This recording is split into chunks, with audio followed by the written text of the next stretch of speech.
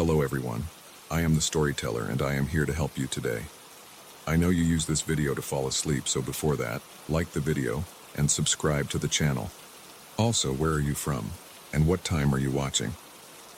Now get comfortable and relax. I still feel a chill when I think about the first time I saw the old roadside inn. I remember standing in the gravel lot, looking at the weathered wooden sign that creaked in the wind. The main building looked solid but worn, with faded shutters and a low-pitched roof. It was late afternoon and the sun was dropping behind the hills, casting long shadows across the front porch. I carried my single duffel bag and stepped inside, unaware of what waited for me once darkness fell. I walked into a narrow lobby with a simple desk and a single lamp. The desk clerk was an older man with a stiff posture. He looked at me without much emotion. He didn't speak much beyond the usual check-in questions. He gave me a room key on a heavy metal ring and pointed me toward the stairs at the back of the lobby. I noticed the old wallpaper peeling at the corners, and the floor squeaked under my shoes. The air smelled stale, like old furniture and dust. I felt an itch at the back of my neck but shrugged it off. My room was on the second floor at the end of a short hallway. There were only 3 other doors in that hallway. It was quiet when I arrived, with no sounds of conversation or footsteps. The door to my room had a dull brass knob and a few scratches near the edges. I opened it and stepped inside. The room was cramped, with a single bed, a small wooden dresser, and a single window that looked out over the empty lot. There was an antique mirror next to the bed and a narrow closet on the left. The walls had the same peeling wallpaper I saw downstairs. I unpacked my duffel, pulled out a t-shirt, and changed. My plan was to rest for the night, then continue my trip the next morning. I wasn't in the mood to explore, but I went downstairs to see if there was any food or a vending machine. I found a small lounge area with old chairs and a table. There was a water dispenser and an ancient-looking soda machine. I grabbed a soda and returned to my room. On my way back, I noticed the air in the hallway felt colder than it had earlier.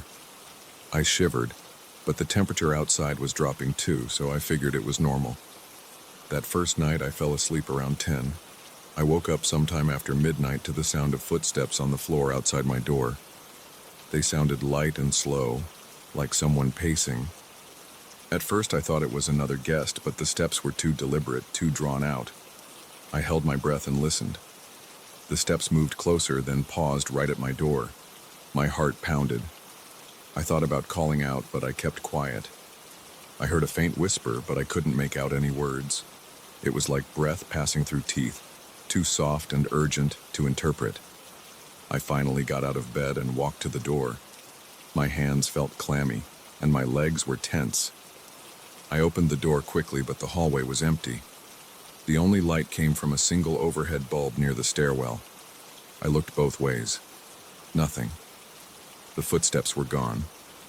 I waited for a minute, scanning the area, but nobody appeared. I walked back inside, shut the door, and locked it. I stood there in the dark, listening for anything else. I only heard the faint hum of the inn's heating system. Eventually, I crawled back into bed, although it took me a while to calm down. The next morning, I got up and headed straight for the bathroom down the hall.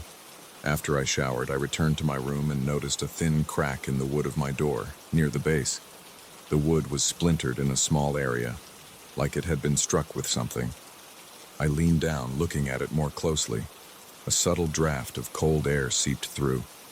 It felt like a light, steady breath of icy wind. I touched the door, and it felt colder around the crack. I ran my finger along the edge, and a few small splinters came loose. The damage looked new. I went downstairs for a quick breakfast.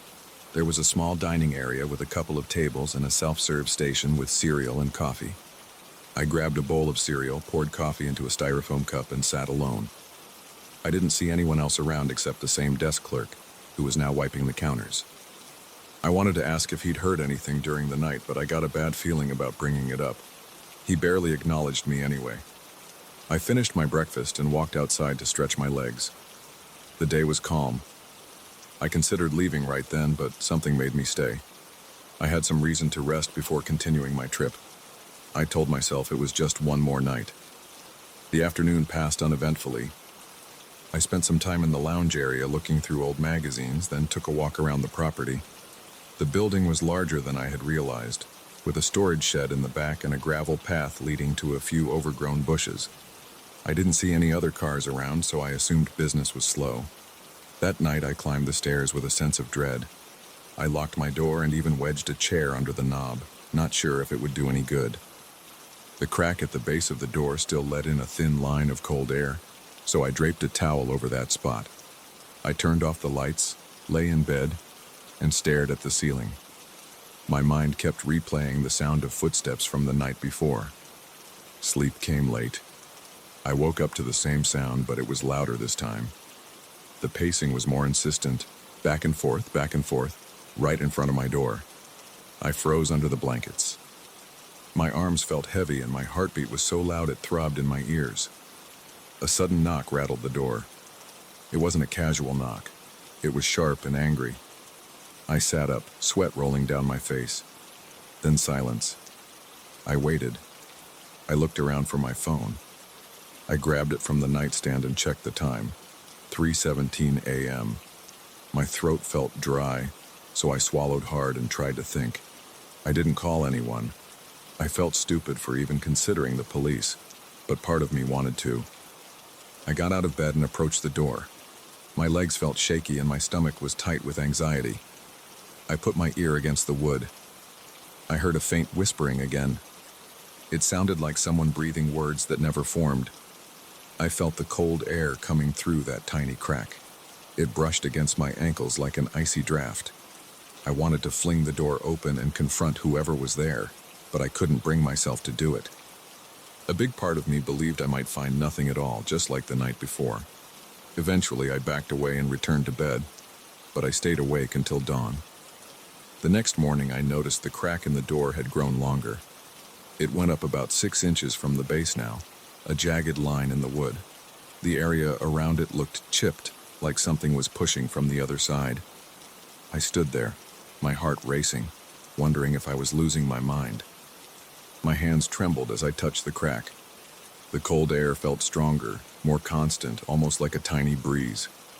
I got dressed and went downstairs. I decided I had to say something. I approached the clerk, who was sitting on a stool behind the desk, flipping through a small notebook. "Hey, excuse me," I said. "Is there a chance someone's been walking around at night? I heard footsteps. Also, my door is damaged." He gave me a blank stare. He flipped the notebook shut. "No one else is staying on your floor," he said. "I haven't heard anything." He didn't even look curious. I pressed him further.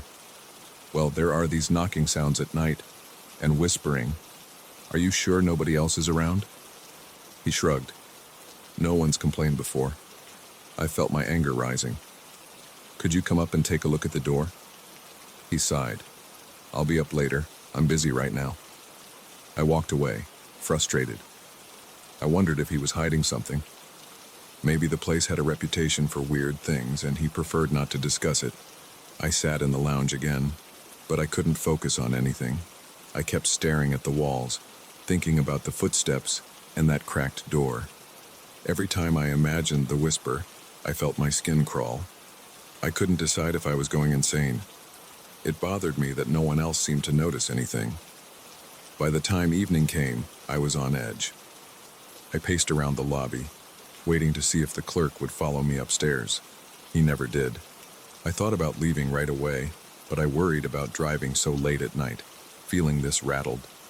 I decided to endure one more night. I went to my room, locked the door and pushed the dresser in front of it. I left the lights on. I was determined to stay awake and catch whoever was out there.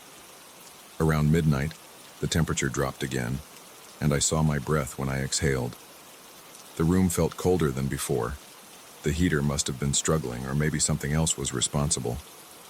I sat on the edge of the bed, staring at the door. The towel and dresser were in place, but the cold air still seeped through. My teeth started chattering. I wrapped a blanket around me and waited. Sometime around 2 a.m., I heard footsteps again, slow and heavy, like boots on the floor. They stopped in front of my door, and I felt a wave of dread. My pulse pounded in my head. I stood up, gripping the blanket, and stepped closer.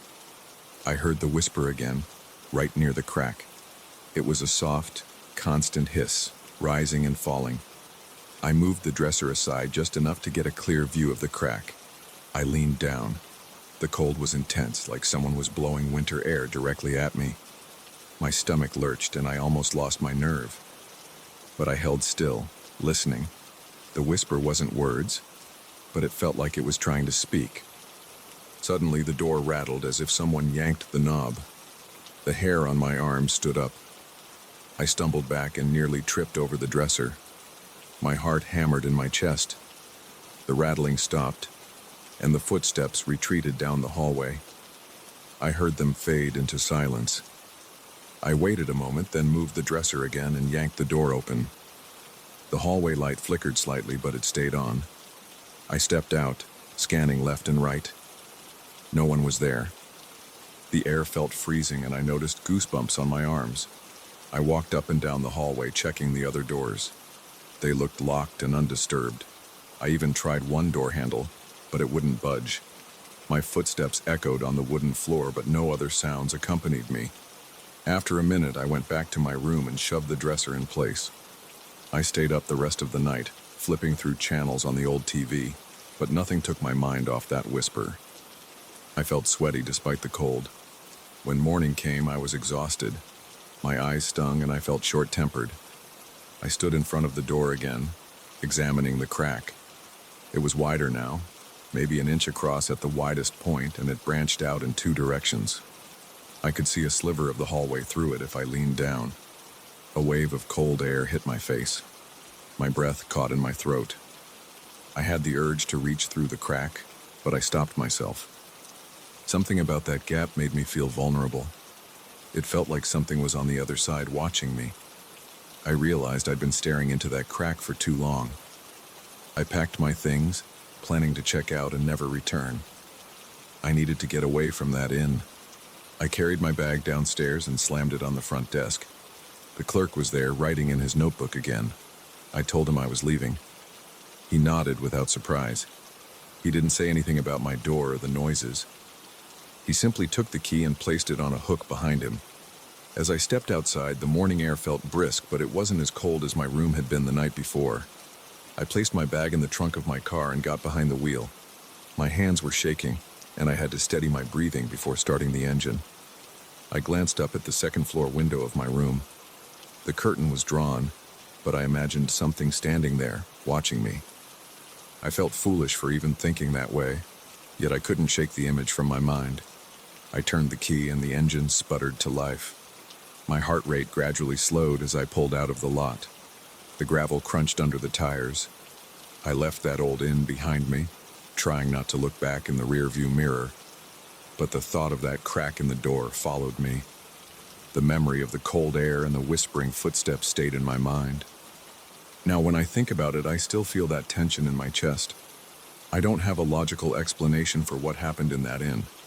I don't know if it was a trick of my imagination or something else. All I know is that I heard footsteps that shouldn't have been there, and I felt a presence that I couldn't see. That old door with the growing crack and the icy breath seemed alive in its own way. I'm not sure I'll ever forget the sensation of standing in that dark hallway, listening to those whispers. I still feel like I was being watched, and that feeling hasn't completely gone away.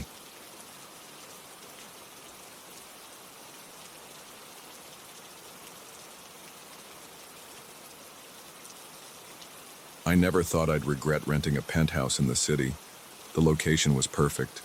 The layout seemed modern, and the view of the skyline from the balcony took my breath away. But now, when I sit on my bed at night, I feel this heavy pressure in my chest. I can hear my own heart pounding. I look at the wall on my right, and I see the same scratches I covered with paint the day before. They look deeper, almost like something scraping from inside the wall. I wish I had walked away the moment I saw them, but I didn't, and now I'm stuck dealing with these noises and these marks that keep getting worse. I moved in about a month ago. The day I got the keys, I noticed faint lines on the main bedroom wall. They reminded me of old paint peeling, but they seemed more like claw marks. I just assumed it was the last tenant's weird decorative choice or maybe some damage from furniture being moved. It didn't look urgent.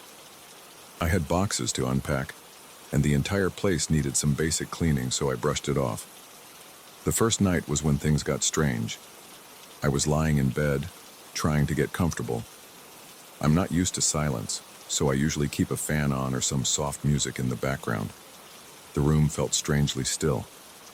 I got this odd sensation like I wasn't alone. It made no sense. No one had a spare key, and the door was locked.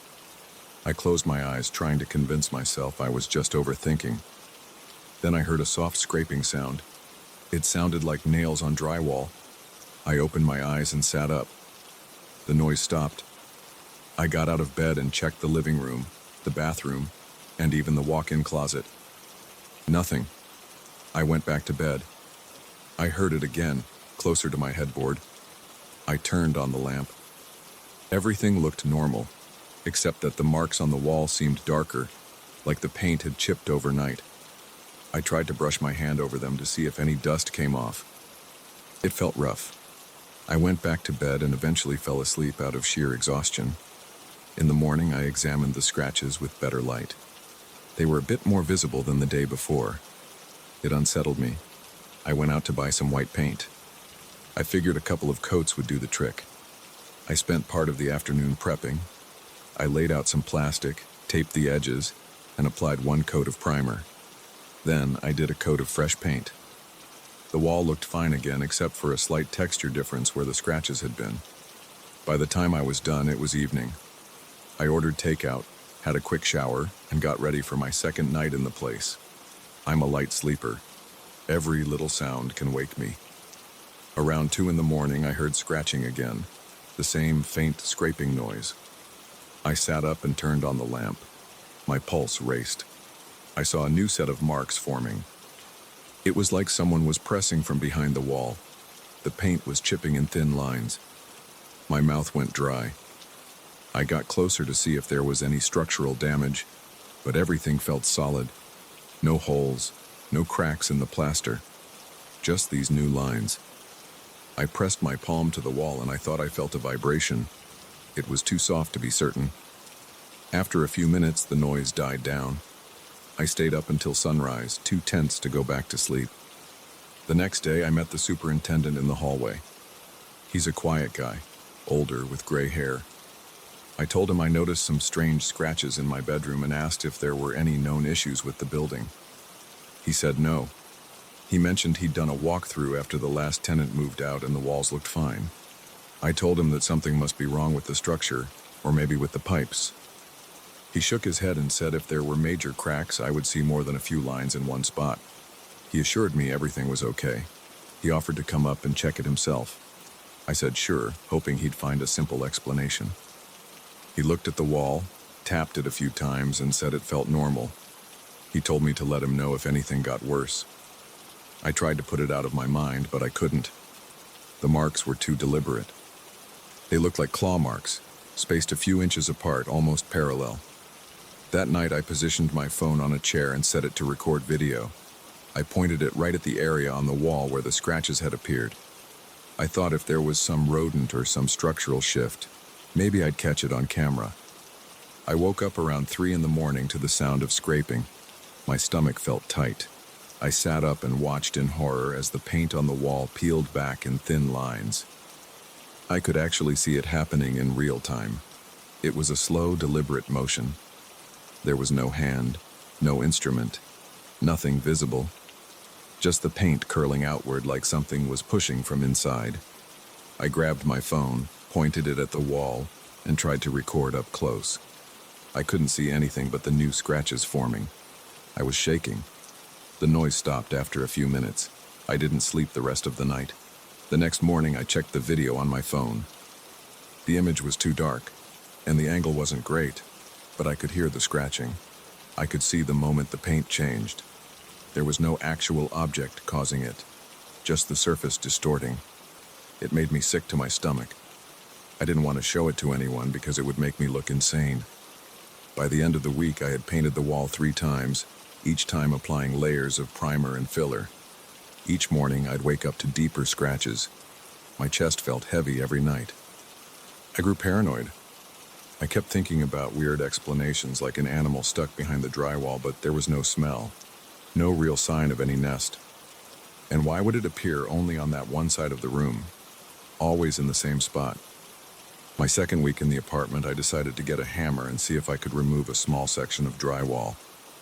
I waited until midday, when I felt more confident. I chipped away a small square. I expected to find insulation, maybe pipes, maybe some rodent droppings. Instead, I found empty space. It wasn't a big gap, just a few inches of air between my bedroom wall and the next unit. I shone a flashlight inside. I didn't see anything. The space was too narrow for a person or even a large animal to squeeze through. I replaced the section and patched it up. The entire time, I felt uneasy, like I was being watched. My palms were sweaty, and my heartbeat was loud in my ears. At night, I kept hearing those noises. They never lasted more than a few minutes, but it was enough to wreck my sleep. My eyes felt gritty from exhaustion. I started calling in late to work. Some days I couldn't focus. I'd drift off at my desk, replaying the image of that paint peeling in my mind. I considered moving out, but my lease locked me in for a year. I also worried about the cost of breaking the contract, and a part of me wanted an explanation. I kept telling myself there had to be a logical reason for this, even though I hadn't found one yet. One evening, after a particularly bad night, I decided to document everything in a notebook. I wrote the date, the time, and a short description of the scratches. I drew little sketches of how they changed each day. There was a pattern. Every night they grew in length by about an inch. Every night, the lines looked fresher, like something had dragged sharp nails across the surface. The sound always started around 2 or 3 in the morning.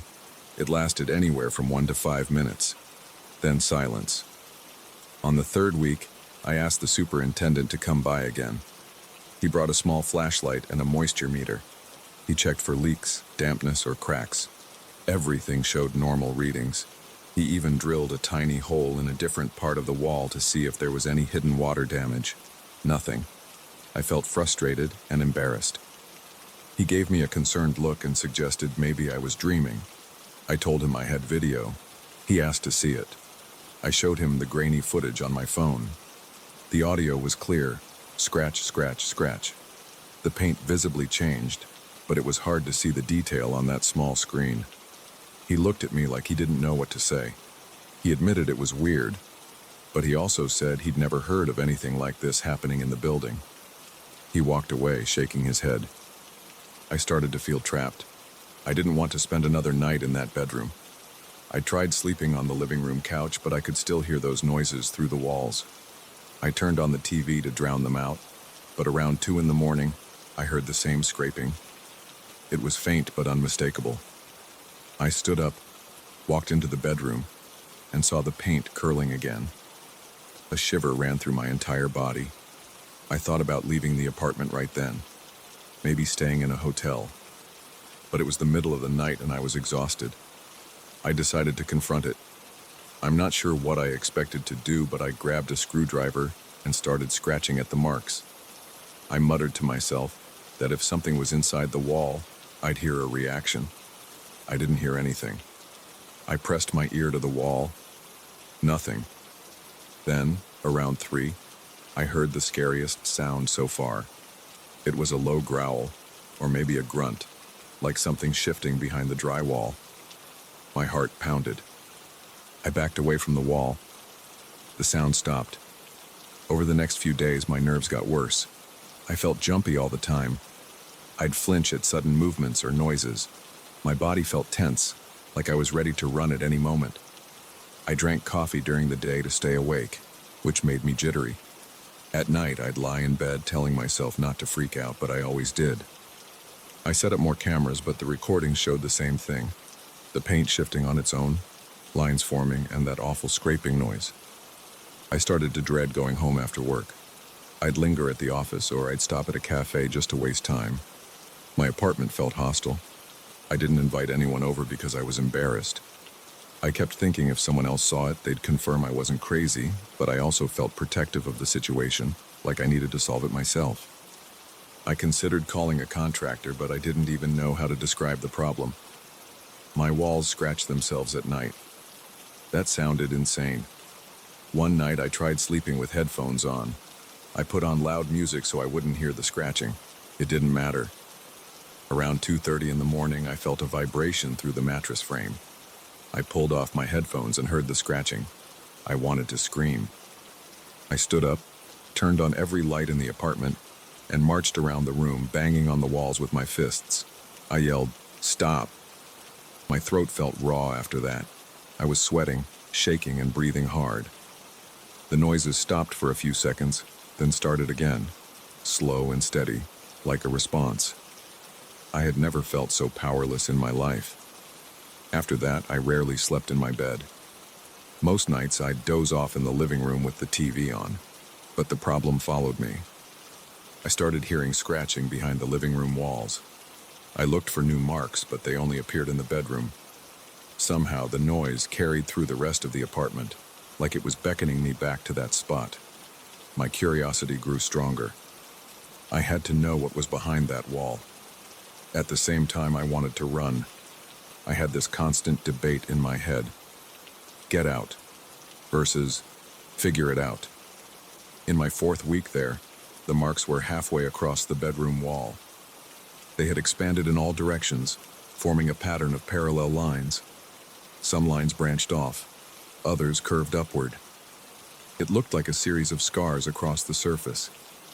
I tried new paint brands, different spackling compounds, extra coats of primer. Nothing stayed smooth for more than a night. I called a friend of mine who works in construction and asked if he'd check the place.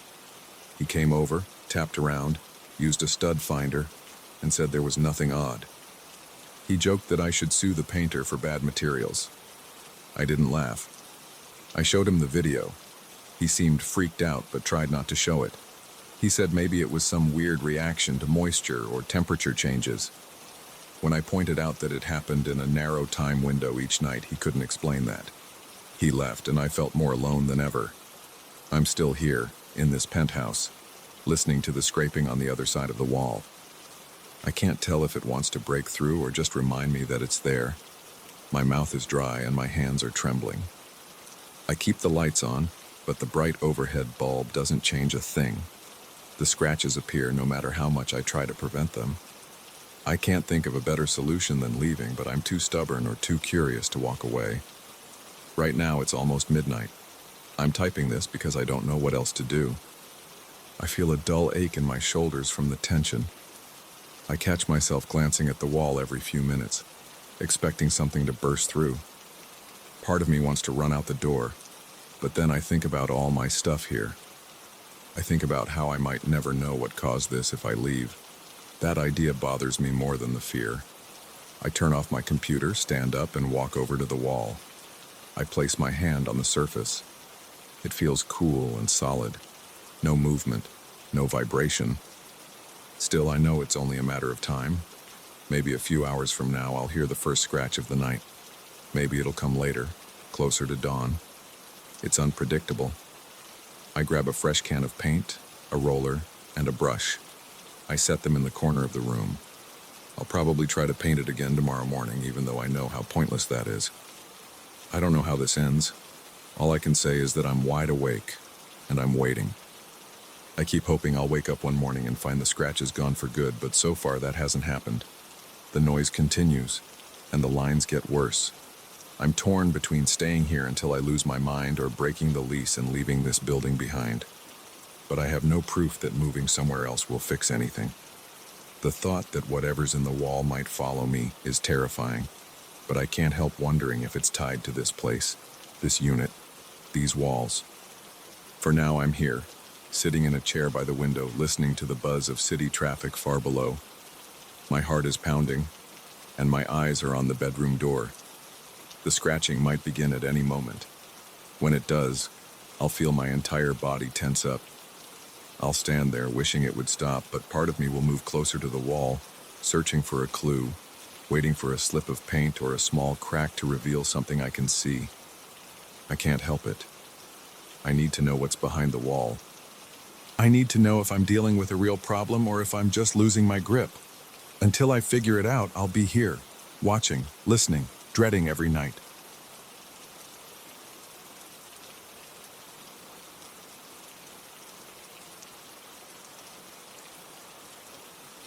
I never expected a hand-me-down camera to mess with my head. When I first held it, I felt a strange pull. It was my uncle's old analog camera, something he left behind in a box of dusty belongings. My uncle wasn't close to me.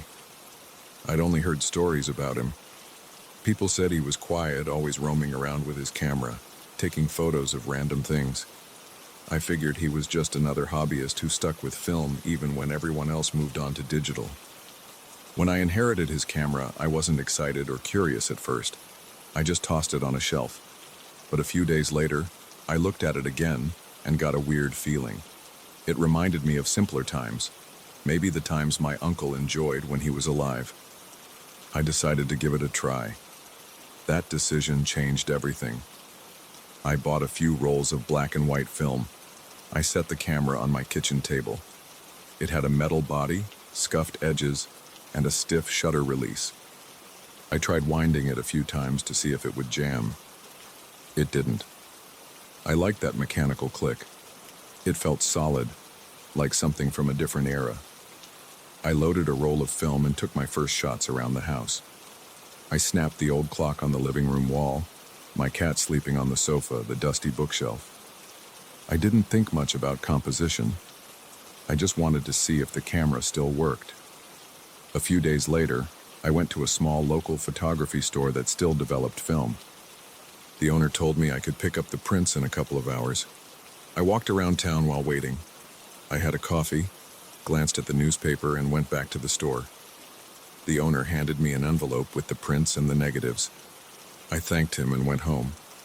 I opened the envelope on my kitchen table. The first few photos were normal. The shot of the clock looked sharp. The cat was slightly out of focus, but still decent. But then I saw something strange in the corner of the shot of my bookshelf. It was a faint outline that looked like a hooded shape. I blinked, thinking it might be a smudge or a processing error. I stared at it for a long time. It wasn't a stain. It had distinct edges. It looked like a figure, floating near the ceiling, almost lost in the shadows. My heart thumped in my chest. I touched the print with my fingertip. The shape was so faint that I wondered if it was just a trick of the light. I flipped to the next print. It was a photo of my bathroom door. I had taken it while testing the camera's settings. The same figure, slightly more defined, stood in the far left corner of the frame. I saw a hood. It was pointed at the top and the inside was dark, with no face visible. My palms got sweaty. I checked the rest of the prints. Every single one had this shape. Sometimes it was near the edge, sometimes in the background, but it was always there, like it was watching me. I felt a chill along my spine. I rubbed my arms and stared at the prints for a long time.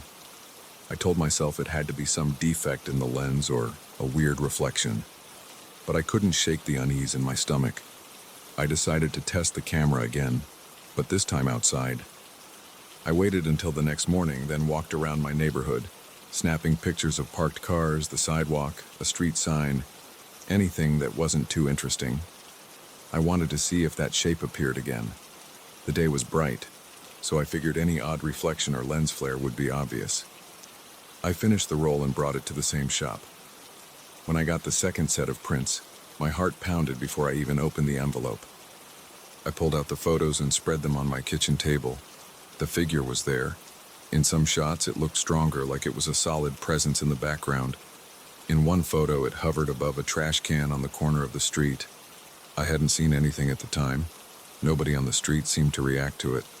People walked by in the shot, but they didn't look at it or point. It was invisible to everyone, except the camera. I felt my breathing get shallow. My fingertips felt cold. I flicked through the prints, trying to find an explanation. I checked the negatives, but there was no sign of scratches or marks that would cause this. It looked like a real object captured in the frame. My gut tightened, and I started to sweat. I remembered an old story my mother once told me about my uncle. She said he used to get up at odd hours of the night to photograph empty roads or abandoned buildings. She said he once claimed he saw something following him. I always dismissed it as rumor, but now my head swam with questions. I decided to keep this to myself. I didn't want to sound crazy, but I also felt drawn to keep photographing. I wanted to see if the figure would show up again, maybe reveal some pattern or clue, so I bought more rolls of film. I started carrying the camera with me everywhere. I took pictures of my apartment, the laundry room in the basement, the hallway outside my door, the parking lot behind my building. It always appeared. Every time it was in a different spot. Sometimes it was small, barely visible. Other times it looked closer and more detailed. The camera seemed to be showing me something I couldn't see with my own eyes. That thought made my muscles tense up. I found myself checking over my shoulder, as if I expected to see it in real life. But I never did. I only saw it in the prints. It became an obsession. I set up a tiny dark room in my bathroom. I hung blackout curtains, got some basic chemicals, and started developing film on my own. I wanted to see each shot as soon as possible. I learned how to do it from online tutorials. At first, I messed up a lot. The prints came out too light or too dark. But then I got better, and every time I dunked the paper in the developer, I felt my stomach churn with a mix of excitement and dread. A few weeks into this routine, I noticed something new. The figure was getting bigger in each set of pictures. At first, it was just a faint outline.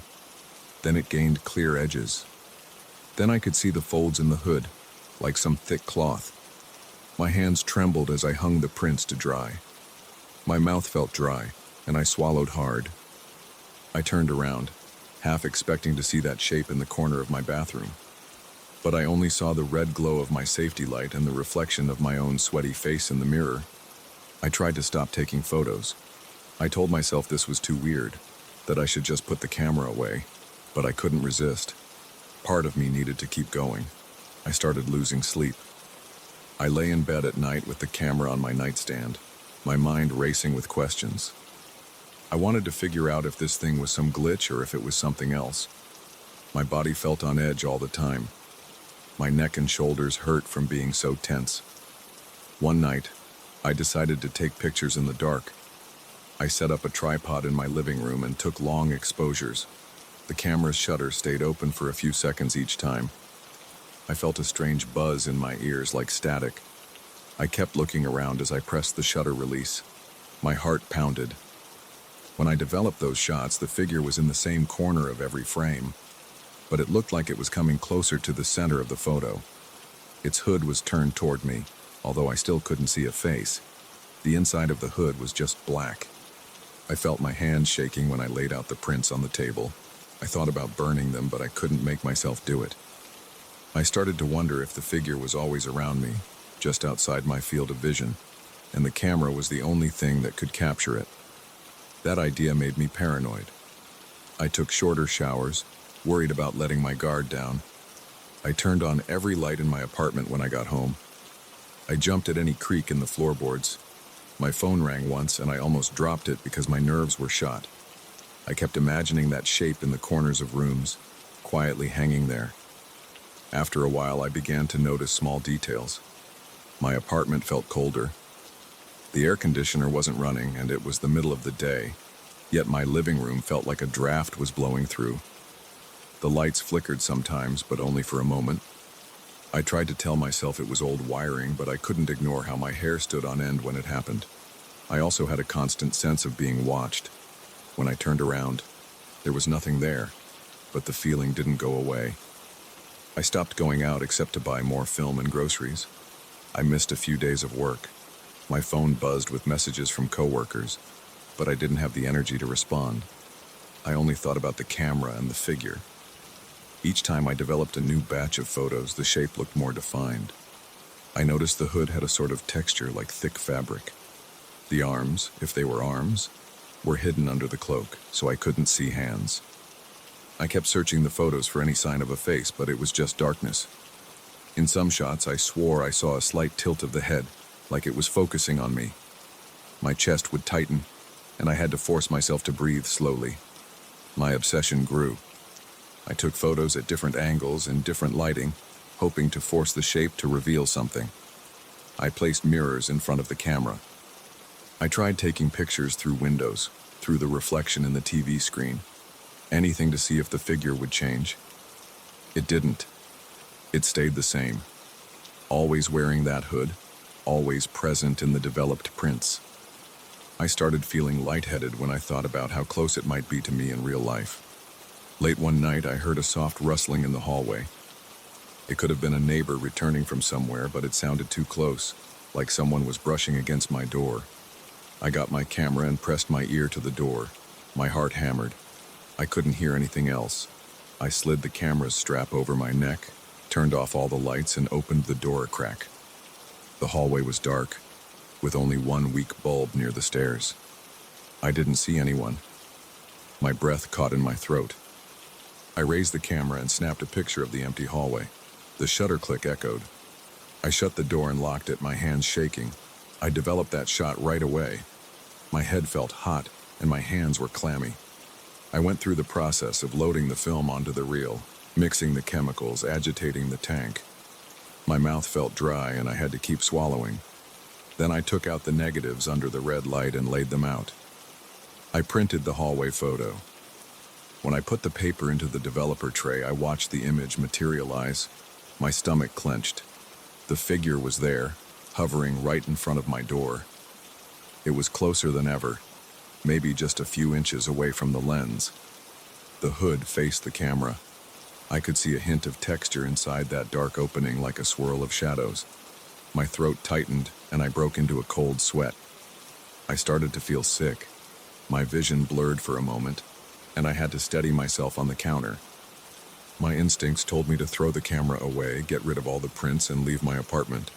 But I couldn't do it. Something locked me in place. My mind buzzed with the question of what would happen if I confronted the figure in person. Would it appear if I looked hard enough without the camera? Or did it only live on film? I spent the next day pacing around my apartment. I kept glancing at the camera on my table. My heartbeat was fast, and my chest felt tight. The curtains were closed, and the only light in the room was from a small desk lamp. I wanted to take more pictures, but I also feared what I'd see. Every few minutes, I ran a hand through my hair and exhaled, trying to calm down. I couldn't focus on anything else. I hadn't eaten a proper meal in days. Finally, I decided to take one last set of photos inside my apartment. I wanted to see if the figure was right there with me. I went to each corner of my living room, snapping shots of the furniture, the walls, the windows. Then I moved to my bedroom, taking pictures of the closet, the bed, the space under the bed, the nightstand. My pulse pounded. I felt a chill on my skin, like the air was heavier. I snapped a picture of the bathroom mirror, my face half visible in the reflection. Then I locked myself in the bathroom and developed the film. The first print showed the living room corner. The figure was there, closer than before. In the second print, it stood near the window. In the third, near my couch. My breathing became ragged. The fourth and fifth prints showed the hooded shape in the bedroom. One print showed it standing at the foot of my bed. The next showed it near the closet. In each shot, it inched closer to where I was standing when I took the photo. My heartbeat thumped in my ears. I finally looked at the bathroom mirror print. I felt a wave of heat run through my body. My reflection was on the left side of the image, my eyes wide. Next to me, almost behind me, stood the figure. It looked like it was reaching out toward me. My face in the mirror showed pure tension, like I was sensing something but not seeing it. I couldn't look away from the print. My mouth went dry, and I started trembling.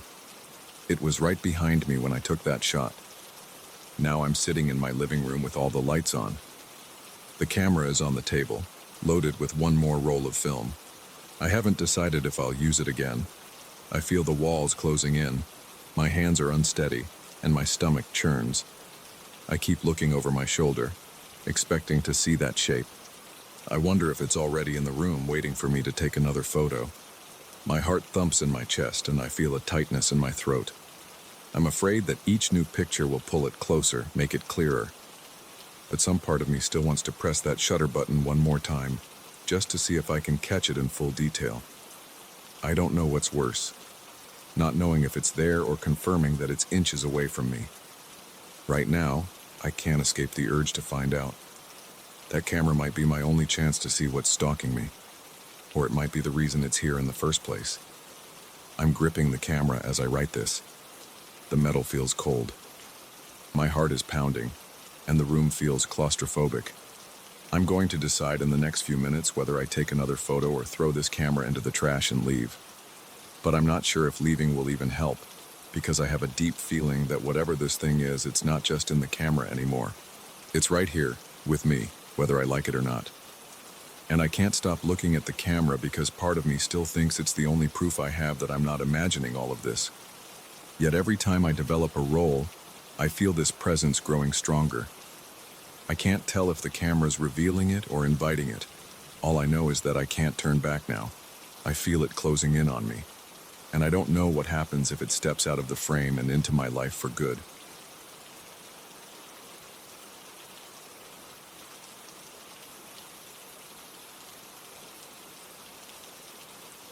I moved into this house because the rent was cheap. The day I signed the lease, I felt a slight unease, but I figured it was just nerves about living on my own for the first time. I remember standing in the empty living room, looking at the bare walls, feeling an odd quiet. The real estate agent had told me there were no problems with the electrical system. The place looked clean, and nothing seemed off during the daytime. I wish I had known that every night at exactly the same time all the lights would go out. I wish I had known about the voice that hides in the darkness. I wouldn't have moved in if I had known. I noticed the first power outage on the third night. It happened around 2 a.m. I had been in bed, trying to sleep, but the house felt too silent. I was staring at the ceiling, half expecting something to happen, even though I had no real reason to feel that way. Then the lights in the hallway went out. My digital clock on the nightstand went blank. My ceiling fan stopped spinning. Every source of light vanished at once. I felt my stomach tighten. I sat up in bed, blinked, and listened. At first I heard nothing. Then a single soft sound.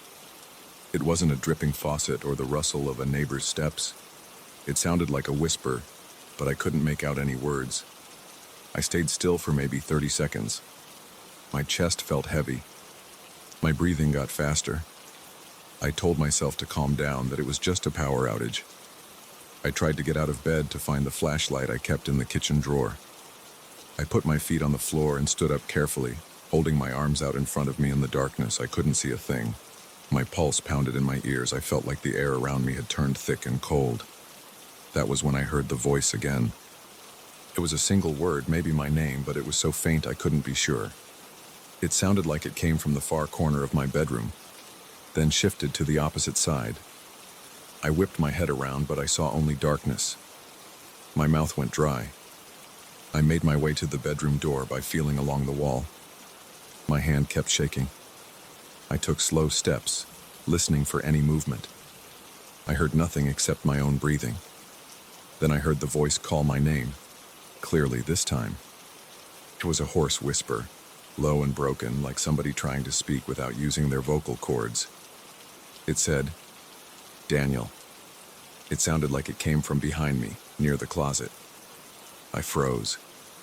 I didn't know if I should run outside or keep going for the flashlight. My heart beat so loud I could feel it in my temples. I forced myself to move. When I reached the hallway, I noticed the entire house was blacked out. No clock lights, no standby lights on the TV or microwave. Not even the faint glow from the street lamp outside. It was like all electricity to the house had been severed. I stumbled into the living room. My hands ran over the sofa, the coffee table, and finally the kitchen counter.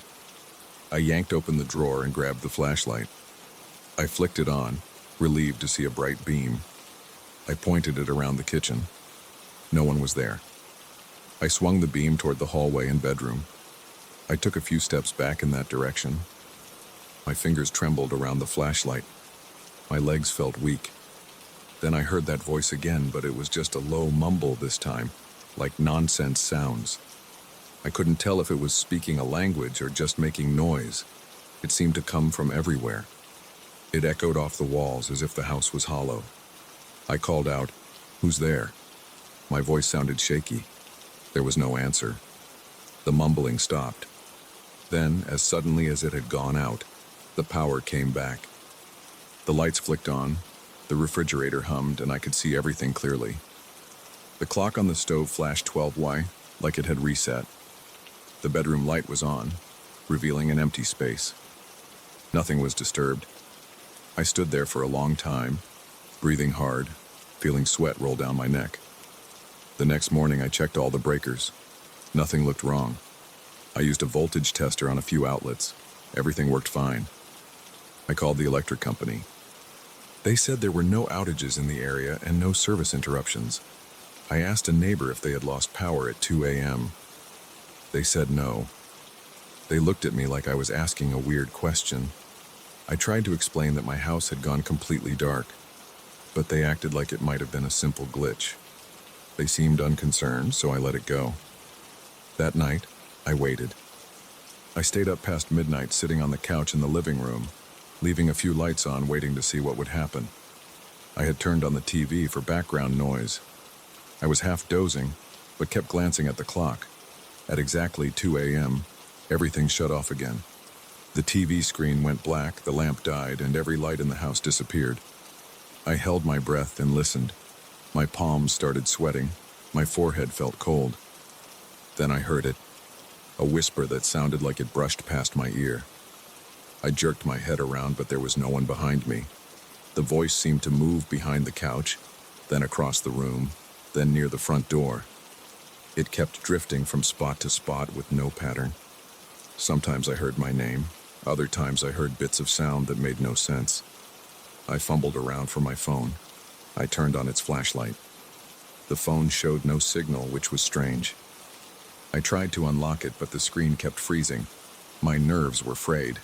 I stood up, shining the phone light around the living room. I saw nothing. Then the voice said my name again. Daniel.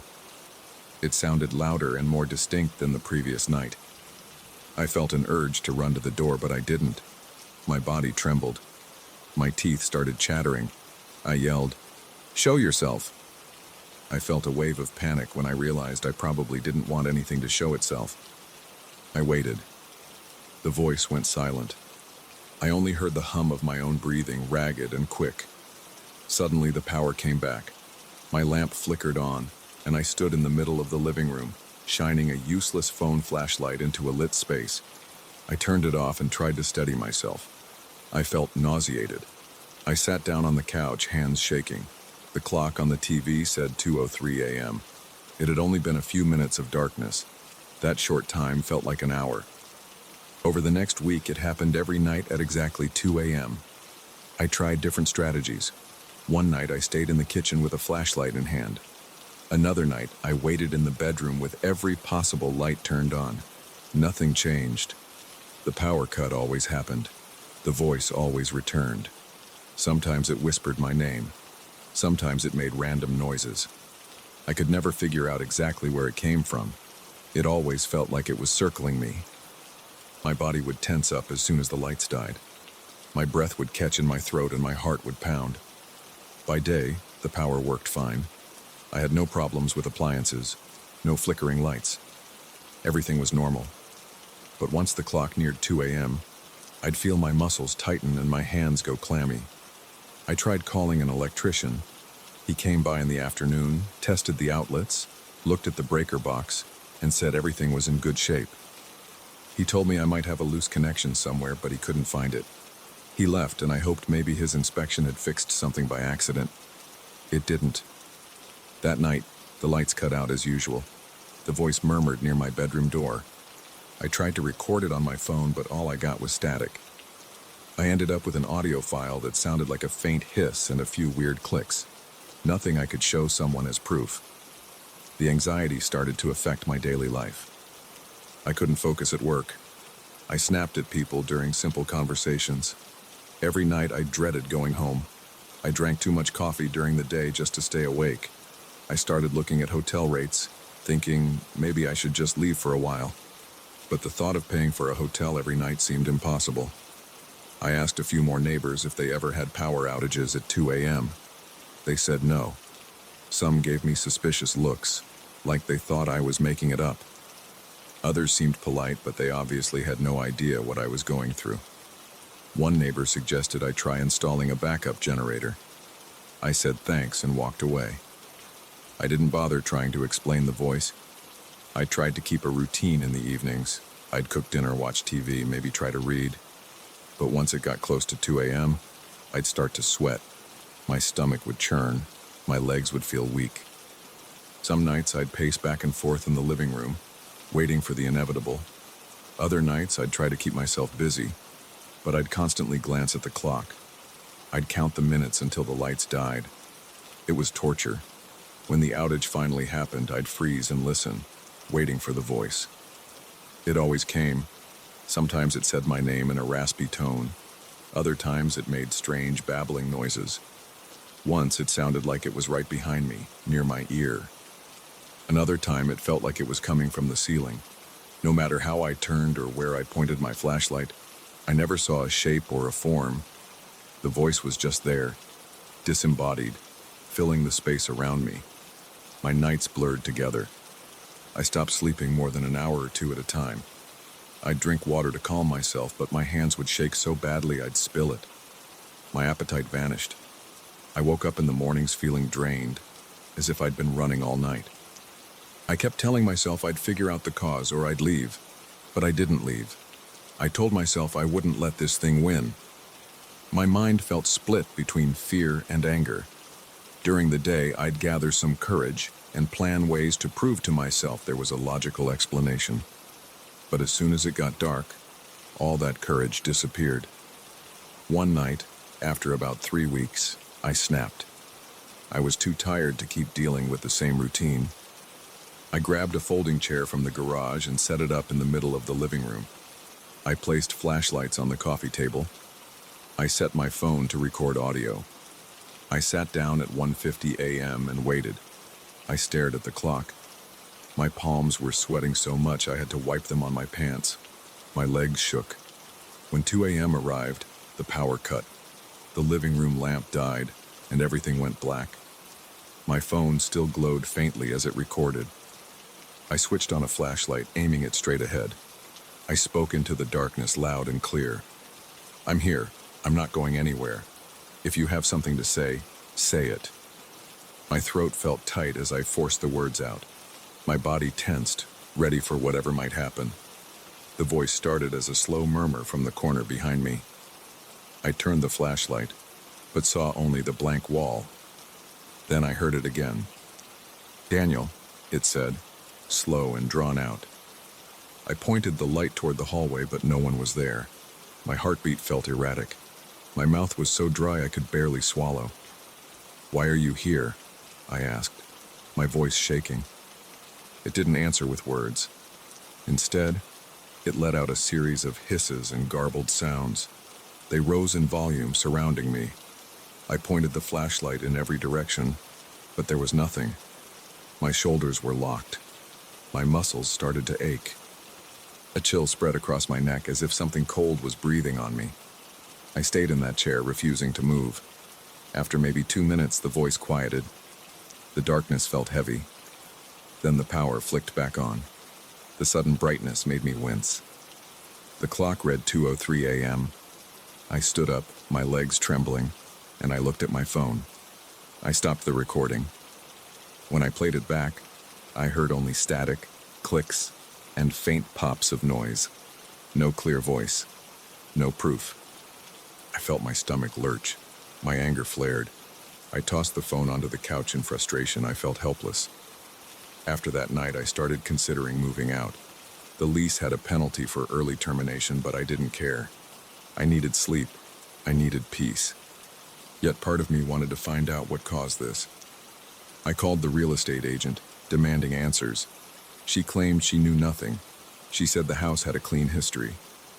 She advised me to call an electrician again or check with the utility company. I said I would, but my gut told me I'd just get the same empty answers. I talked to a friend, trying to get him to spend the night at my place to witness the outage. He said he'd come over on a weekend, but when the weekend arrived, he canceled, claiming he had an emergency.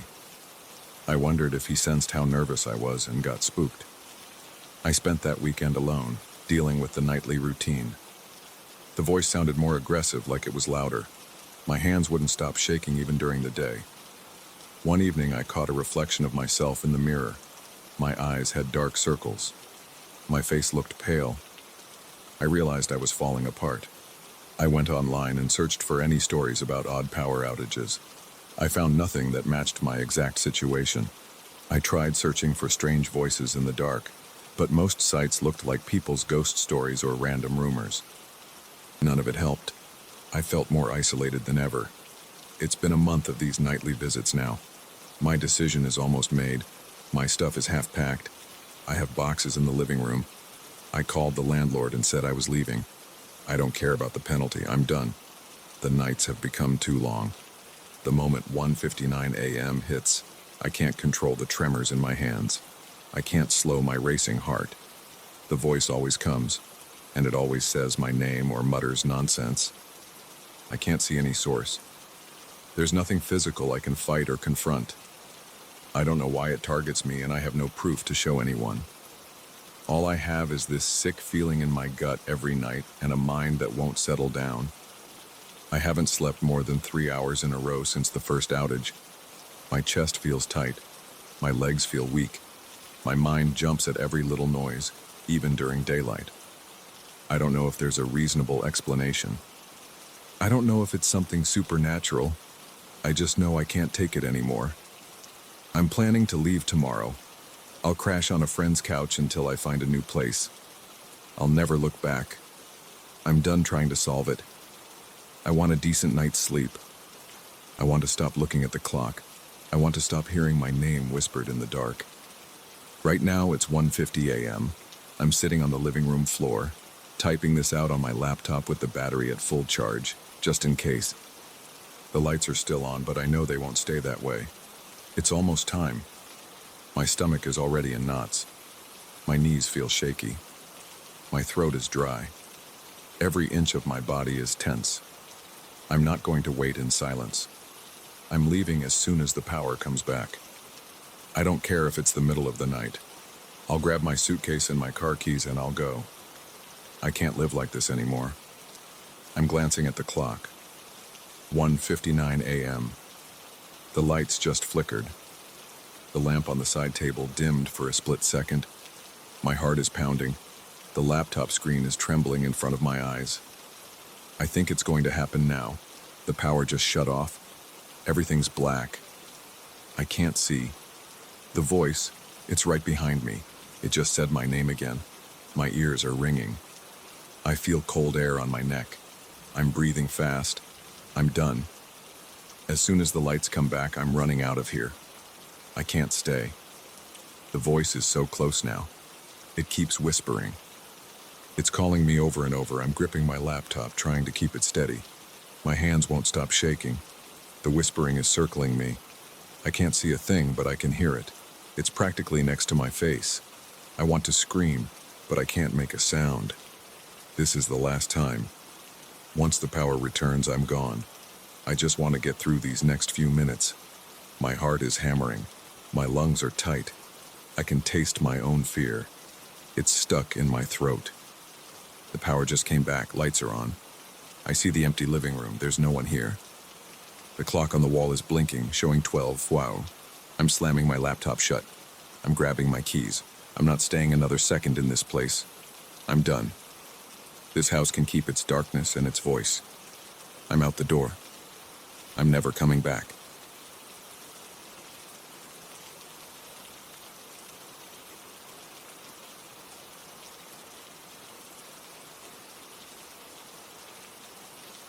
I still remember the moment I first saw that mirror.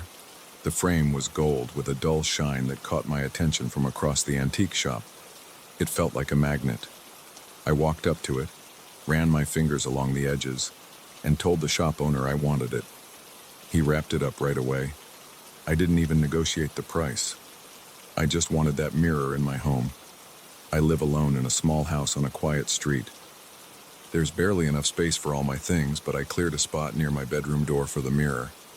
I leaned it against the wall, planning to hang it properly once I had time. That night, I turned on the hallway light to admire it. The glass was perfectly smooth when I last checked in the shop, but I suddenly noticed tiny cracks near the top. I ran my thumb across one. It didn't feel sharp or deep, but it shouldn't have been there. I stood there in silence, confused. I figured it must have happened during transport. It bothered me a bit, but I wasn't furious about it. The frame itself was still beautiful, so I decided to let it go. A day later, I woke up for work and saw more of those cracks spreading downward like a thin web. The mirror didn't look shattered or anything. It just had faint lines branching out from that first spot. I leaned forward to inspect them. They didn't look random. They formed some sort of pattern. I still tried not to make a big deal out of it. I told myself it could be normal wear from an old mirror. I shrugged it off and went about my day. That same evening, I found myself uneasy. I flipped on the hallway light again and checked the mirror. It was still intact, but now the cracks seemed to have doubled. My reflection appeared distorted in certain spots. I felt a momentary chill when I saw my own face split by one of the lines. I moved closer, trying to see if the cracks were on the outer surface or deeper in the glass. I couldn't tell. They felt smooth to the touch, but they were definitely there. Over the next couple of days, I kept an eye on it. Each day, new cracks showed up. They were hair-thin and spread in every direction. The mirror still reflected my shape, but it looked more and more warped. At that point, I was getting annoyed. I considered taking it back to the shop and demanding a refund. However, something about the frame was still fascinating to me.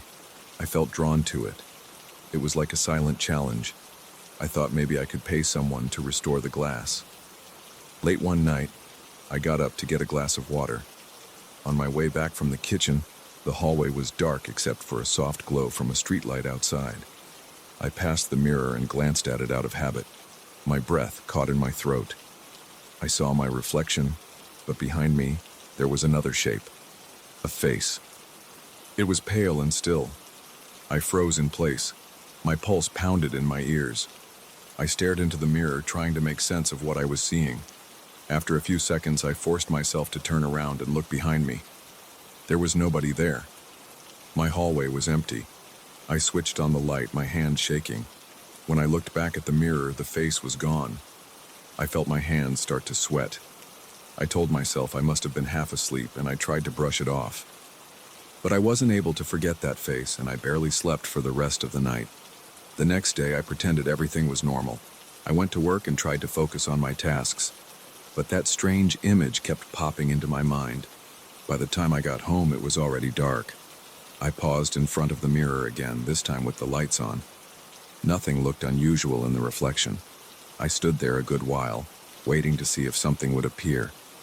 It didn't. I felt silly, like I was scaring myself on purpose. So I took a shower, ate a sandwich, and tried to unwind. Eventually, I turned off most of the lights and got ready to sleep. Around midnight, I felt a pull toward the hallway. My heart was already beating faster. I knew I didn't want to see anything, but I couldn't resist. So I went there, no lights on, letting the faint street lamp glow spill in through the window. I forced my eyes to focus on my reflection. At first, I only saw my own figure, plus those scattered cracks. Then, slowly, that same face started to form in the mirror, right behind my shoulder. It appeared faint, like a white shape fading into view. I felt my mouth go dry. I told myself not to panic, not to run. My legs trembled anyway. I spun around. The hallway was empty again. No movement, no sound, nothing but my own uneven breathing. I turned back to the mirror. The face was gone again. This time I whispered to myself, "What the hell is happening?" My voice came out shaky. My palms were damp and I felt cold despite the mild night. I thought about dragging the mirror out to the sidewalk, but I didn't. I went back to my bedroom and locked the door. I lay in bed, forcing my eyes shut, but sleep took a long time to come. The following morning, I examined the mirror in daylight. More cracks had appeared, but the glass was still in one piece. I pressed my palm against it. It felt cool, almost icy. My mind drifted to the face I had seen. I wondered if it was just my imagination. Still, it felt too real. I kept thinking about how pale it was, how there were no clear details, just the suggestion of a human shape. I frowned at my reflection. The cracks zigzagged across my image. I stepped back and decided to keep the mirror for now. Part of me wanted to see if I could catch that face in full daylight. The other part was scared of what I might find. That night, I set up a small lamp in the hallway, aiming it toward the mirror. I figured if there was something to see, bright light might show it. I waited until around midnight, standing a few feet away from the mirror. At first, nothing happened. I just saw my reflection, the gold frame, and the network of cracks. Then I moved closer and tried to stare past my own image. My heart felt like a drum in my chest. I started to think I was wasting my time, but I stayed. And then I saw movement. My reflection seemed to ripple. I took a step back, eyes wide, and watched a faint shape slide into view. It was that face again, but it looked closer, leaning in right behind my left shoulder. I noticed a slight tilt to its head, as if it were trying to see me from the side. I felt a wave of cold wash over me. I couldn't breathe normally. I wanted to speak, but my mouth stayed shut. My hand reached out to touch the mirror. I pressed my fingers against one of the cracks. I heard my own heartbeat in my ears, loud and fast. I tried to push my fear down and focus on the shape. It was hard to see details, but it seemed more defined than before. The outline of a jaw, maybe the curve of a cheekbone. It didn't move except for that initial shift. I forced myself to speak. "Who are you?" My voice was just a broken whisper. The face didn't respond. It just lingered there in the glass. After a few seconds, it vanished. My reflection was alone again. I stumbled back, switched off the lamp, and hurried to my bedroom. My hands were shaking so much I could barely twist the doorknob. Once inside, I locked the door and leaned against it, feeling my chest tighten. I knew I wasn't imagining this. Over the next few nights, the same pattern repeated. Whenever I dared to look in the mirror in low light, the face appeared. Each time it seemed a little closer, like it was edging forward behind me. Every time I turned around to check the hallway, there was nobody there. The rest of my house felt normal, except for the cold dread I felt whenever I got near that mirror. During the day, I thought about throwing it out. I'd even drag it to the front door, but then I'd stop. I had this nagging feeling I needed to figure out what it was. Maybe I thought there was a rational explanation, though that logic was falling apart with each encounter. One afternoon, I took a magnifying glass to the mirror, looking at each crack. They didn't look random anymore. They formed branching lines from one central point near the top. I had a sudden thought that maybe they weren't cracks in the usual sense. They looked more like fractures that never fully broke. I touched them again. The glass felt smooth. No jagged edges, no chips. Just an intricate web of lines. It was unsettling, but I couldn't break away from examining it. That night, I tried something new. I put a chair in front of the mirror, turned off all the lights except a small night light, and sat facing it. I told myself I'd watch the mirror for as long as it took to see the face again. I sat there, hands on my knees, trying to keep my breathing steady. After about 20 minutes, my eyes felt tired, and my neck got stiff. I almost gave up. Then I saw the faint outline drifting into place. It emerged slowly, like it was stepping out of a shadow. My stomach twisted. The face hovered inches behind my reflection's shoulder. I gritted my teeth and resisted the urge to turn around. I leaned forward. I saw the shape shift a bit, as though it was turning its head to look at me. My heart hammered, and my mouth felt dry. I noticed my reflection's expression was tense, eyes wide, lips slightly parted. I looked terrified. The face in the mirror just hung there. It looked at me or through me, I couldn't tell. I raised my hand slowly, lifting it toward the mirror's surface. My reflection copied me. The shape in the mirror seemed to lean even closer. I felt the hairs on the back of my neck rise and my stomach clenched. My fingertips touched the glass and I felt a sudden chill shoot through my arm. I jerked back, breathing hard. My head throbbed and my chest felt tight. I moved my hand around, trying to shake off the cold sensation. When I looked up at the mirror, the face was gone. My reflection showed only me, sweaty and wide-eyed. I turned on the hallway light and stood up. My legs were weak, and my arms tingled. The mirror's cracks glimmered under the bright light, but there was no sign of anything else. I shut the light off again, expecting the face might return. But it didn't. I felt an ache in my neck from tension. I ended up pacing the house for a while, unable to calm down. That evening was a turning point. After that, every time I caught sight of my reflection in low light, I noticed that face was inches from me, like it was waiting. There were times I felt I should just take the mirror outside and smash it, but each time I approached it, a sense of dread locked me up. It wasn't a typical fear, either. It felt like if I destroyed the mirror, I'd open a door I couldn't close. I hated that feeling, but it kept me stuck. I tried ignoring it. I tried leaving the lights on all night. But eventually, I'd wake up and wander over, staring at the mirror in the dark, waiting to see that shape again. My body reacted with a rush of heat, a knot in my stomach and a tense ache in my shoulders. My breath would catch in my throat. Sometimes I'd gasp or let out a low groan when I spotted the face. Every time it looked closer. One night I swore I saw its eyes, dark, sunken hollows. My skin crawled at the memory. Finally, I made a decision. I had to learn where this mirror came from. Maybe the antique shop owner could explain. So on a Saturday morning, I packed the mirror in my car and drove back to that shop. The owner was there sipping coffee. I told him the mirror had developed cracks.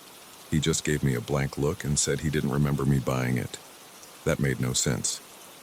I asked him about the mirror's origin, but he insisted he didn't keep detailed records. He offered me a refund, but that didn't help with my questions. I tried to press him. He said he didn't recognize the mirror. Then he handed me the cash and told me I could leave the mirror with him if I wanted. Something in my gut told me not to. I picked it up and left, ignoring his confused stare. Back home, I leaned the mirror against the living room wall. I was tired of keeping it in the bedroom area. I stayed up that night on the couch staring at it, half expecting that pale face to pop up even in the living room lights. But nothing happened. Around 2 a.m, I turned the lights off except for a small lamp, then turned toward the mirror. My reflection looked shaky in the dim light. For a minute, I thought nothing would happen, and I almost felt relieved. Then I saw it. The shape appeared behind me, closer than ever. It seemed to be leaning right over my shoulder, its features more defined, though still blank in some places. My heart pounded so hard it hurt. I felt my throat tighten as if I was about to choke. I decided to talk directly to it again. My voice came out hoarse. "What do you want?" No answer. The shape hovered, silent. I felt an icy tension in my spine. My hands curled into fists, and I considered smashing the mirror right there. But I couldn't move. I tried to steady my breathing, focusing on the feeling of the floor under my feet. My vision blurred with tears of frustration and fear, but I kept my eyes on the reflection. The face leaned closer, almost touching the back of my head in the image. My chest tightened so much it hurt. At that moment, I felt the raw edge of my own fear. I backed away, arms shaking. I left the mirror there and went to my bedroom, slamming the door. I didn't sleep well.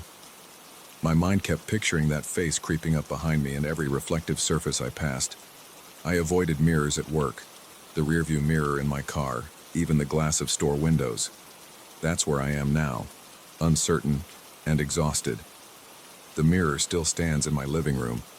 The cracks haven't gone away. They look darker now and the shape appears every night. I can't tell if it's trying to reach me or just follow me, but I feel its presence whenever I shut my eyes. My gut twists every time I think about dumping it, yet I can't stand the idea of letting it stay. Part of me still wants an explanation. Another part of me just wants this horror to end. I haven't decided if I'll destroy it or drag it back to that shop. I haven't decided if I'll try to confront whatever's in there. All I know is that face keeps getting closer, and I feel a chill run through my body every time I see it. I'm stuck here living with this mirror, not sure what it means or how it started, but I can't let it go and I can't bring myself to keep it. I stand in front of it every night, waiting for the face, knowing it'll come. And it does. And each time I feel my whole body lock up, my heart pound and my breathing catch.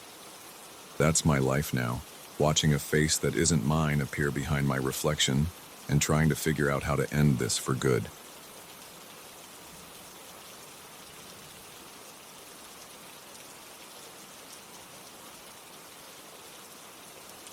I walk into this rented country house on a late afternoon. The place feels quiet. I hear the distant rustle of leaves outside. The caretaker gave me the key and left without saying much. He only mentioned that there was a piano in the living room, as if it was just another piece of furniture. I didn't think twice about it at first. I was tired from the drive. I wanted to leave my bags in the bedroom, wash my face, and sit down for a while. When I opened the front door, I noticed the musty smell in the hallway. The walls are a dull white color. The floorboards creak under my feet. I step inside, close the door, and drop my bags on a small table. There's an old coat rack leaning against the wall. I don't see anything special. It's just an average country house with a few wooden chairs, a simple rug, and some faded pictures on the walls. The caretaker said the electricity works, but it's not very reliable. I flip the light switch. The ceiling lamp comes on with a weak glow. I walk into the living room. The first thing I see is that piano against the far wall. It's dark brown with scratches all over. The wood looks worn. The keys are dusty. I can see a few spider webs clinging to the corners. There's no bench in front of it, just a single dining chair that someone dragged over at some point. The top of the piano is decorated with a couple of old vases. No flowers inside them. I catch myself staring at it longer than I intended. I'm not a musician. I don't know how to play. Yet something about that piano holds my attention. It feels heavier than the rest of the room. The silence around it seems different. I blink a few times and turn away. I tell myself it's just an old instrument. I go to the kitchen and open the fridge. There's nothing inside except a bottle of water and some leftover takeout. I toss the takeout. I pour a glass of water and drink it. My throat is dry. I decide to explore the house. There's a bedroom with a small bed, a desk, and a closet. The sheets on the bed look clean enough. There's a narrow window that shows the backyard. I see some overgrown grass and a few trees. The caretaker said there's a path that leads to a small pond, but I might check it out later. For now, I'm thinking about dinner. I realize I should have bought some groceries on my way here. I guess I'll make do with whatever I have in my car for the night. As the sun sets, I switch on the living room lamp. The light flickers a bit, but stays on.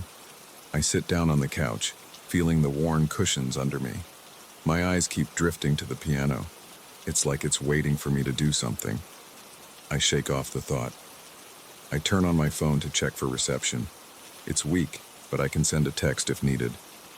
I realize I'm tired. I decide to head to the bedroom early. During the night, I wake up to a soft sound. At first, I think it's the wind outside. Then I hear something else. It's music. Slow, gentle notes. My heart starts pounding. I lie there for a moment, listening.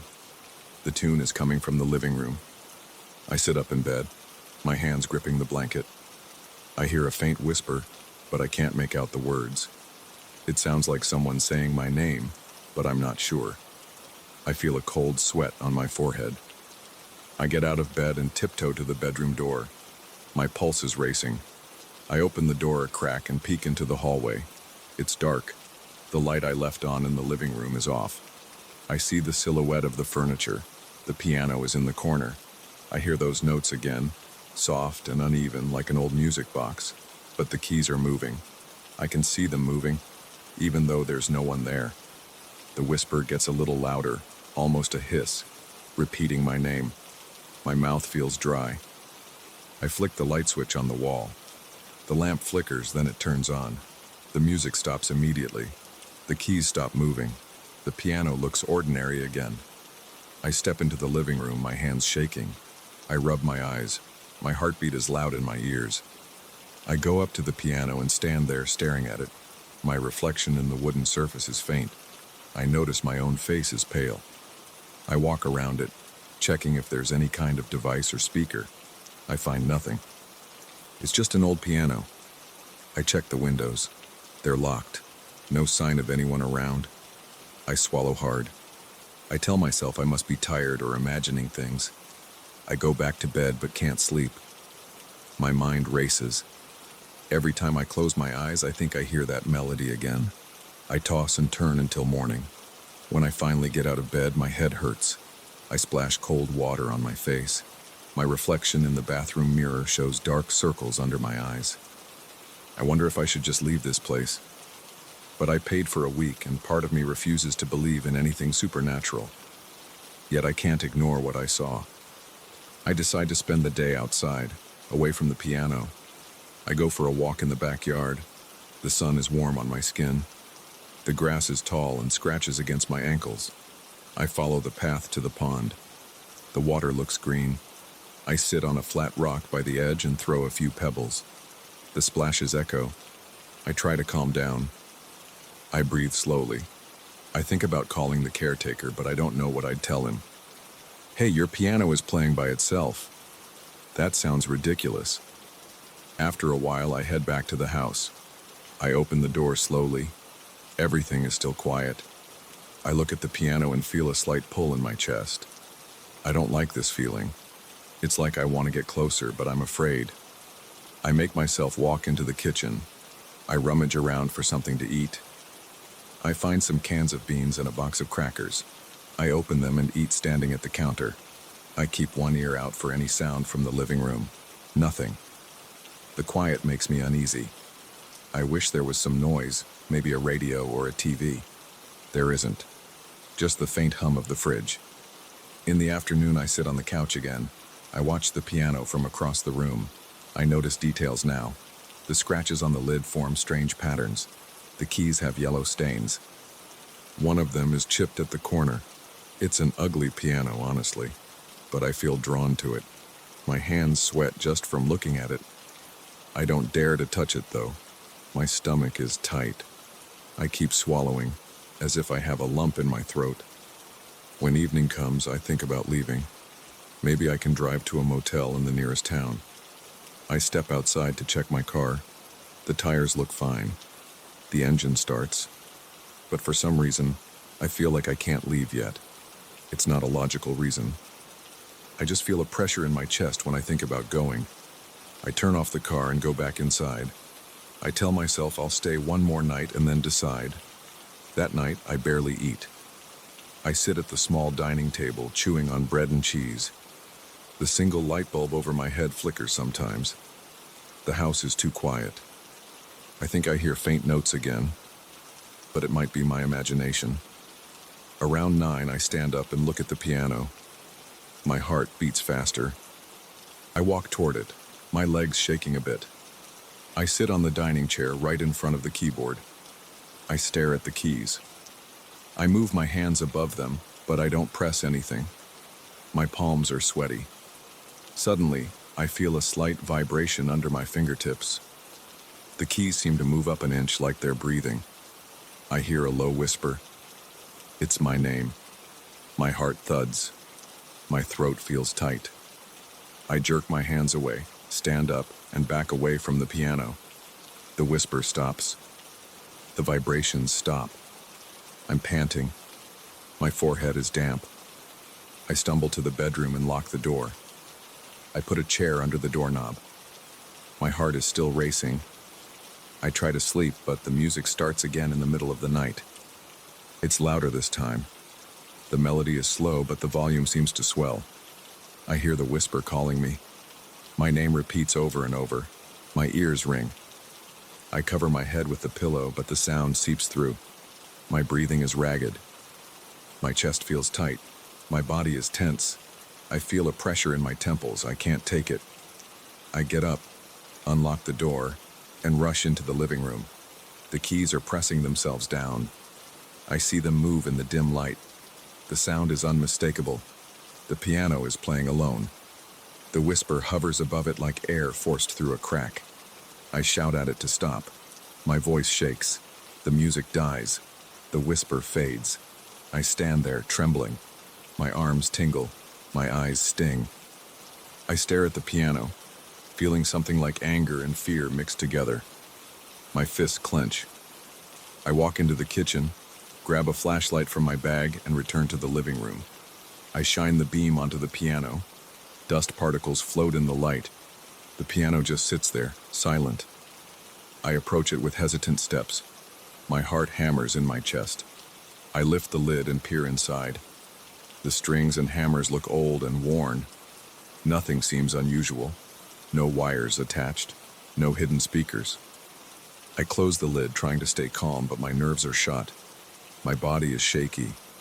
My mind keeps replaying that whispered voice. It felt personal, like it was speaking right into my ear.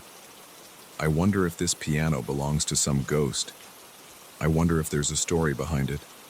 Maybe I can check the local records or talk to the caretaker. I hesitate, though. Part of me wants to just smash the piano to pieces or drag it outside. But I'm not sure if that's the right solution. What if that makes things worse? What if destroying it won't stop the voice? I pace around the living room, shining the flashlight on the walls, the floor, the furniture. Nothing else seems odd. The rest of the house is normal. It's just this piano. The caretaker never warned me about it. Maybe he didn't know. Or maybe he assumed I wouldn't notice. I chew my lower lip, trying to think of a plan. My gut tells me to find out more before I do anything drastic. The next morning, I drive to the small town about 10 miles away. I go to a cafe and order coffee. I ask the owner if he knows anything about the old house I'm staying in. He shrugs, says it's been in the area for decades, and that many people rent it for vacations. I mention the piano. He raises an eyebrow and says he's heard there's a piano, but he doesn't know the story. I sense he's not hiding anything. He genuinely doesn't know. I thank him and leave. I walk around town, hoping to find someone else who might know more. Most people just say the house is old and the piano has been there for a long time. After a few hours, I return to the house. Everything looks the same. I feel uneasy opening the front door. When I step inside, the piano is silent. I feel a chill in my stomach anyway. I decide to open every drawer and closet to see if there are any old records or letters. I find nothing relevant. Just dusty manuals, an old phone book, and random papers that don't mention the piano. By evening, I sit on the couch again, trying to keep my nerves steady. I think about my options. I either investigate more or destroy the piano. I don't have a clue how to investigate further. I already tried asking people in town. No one knows anything. Maybe I can call the caretaker and ask him. But it's late, and I don't want to deal with that conversation right now. I lean my head back and close my eyes for a moment. The piano plays a single note. I jolt upright. My heart kicks into high gear. I see the key rise and fall by itself. That whisper comes back, very soft, almost gentle. It's calling my name again. My eyes start to water, and I wipe them quickly with my sleeve. My hands feel clammy. The room is warm, but my skin is cold. I step closer to the piano. Each step feels heavy. I can hear the boards under my feet creak. The whisper grows louder. The note repeats a slow pattern. My ears pick up my name embedded in that low hiss. I'm inches from the piano now. My breath is shallow. My pulse throbs in my neck. I feel compelled to place my hands on the keys. The voice in my head tells me not to, but my arms move anyway. I rest my fingers on the keys.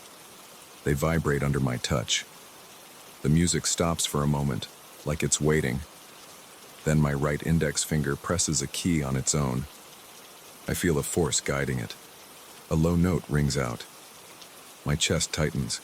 I try to pull my hand away, but it feels stuck. Another key moves under my middle finger. A chord forms. My heart pounds. I force myself to yank my hands back.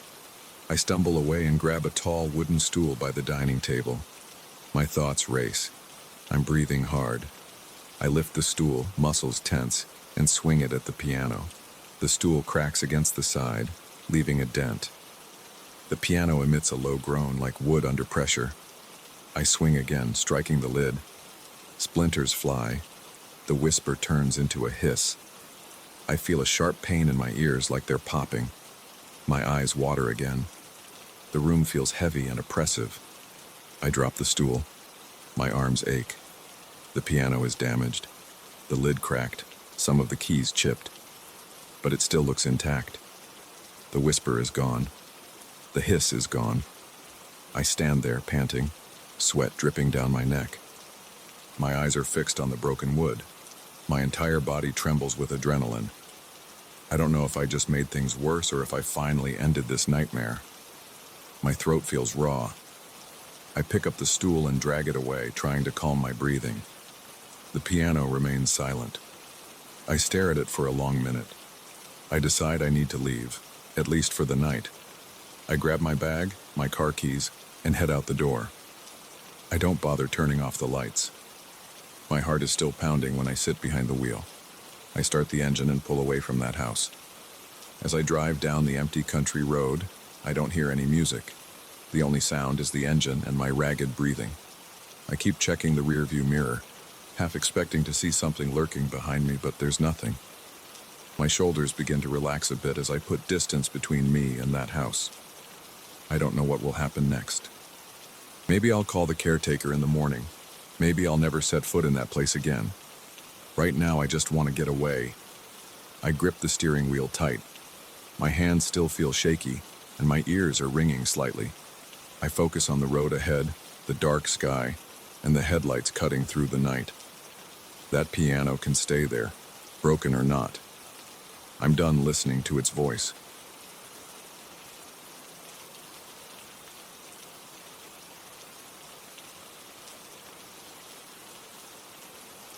I moved into this old house a few weeks ago. I didn't notice anything strange at first.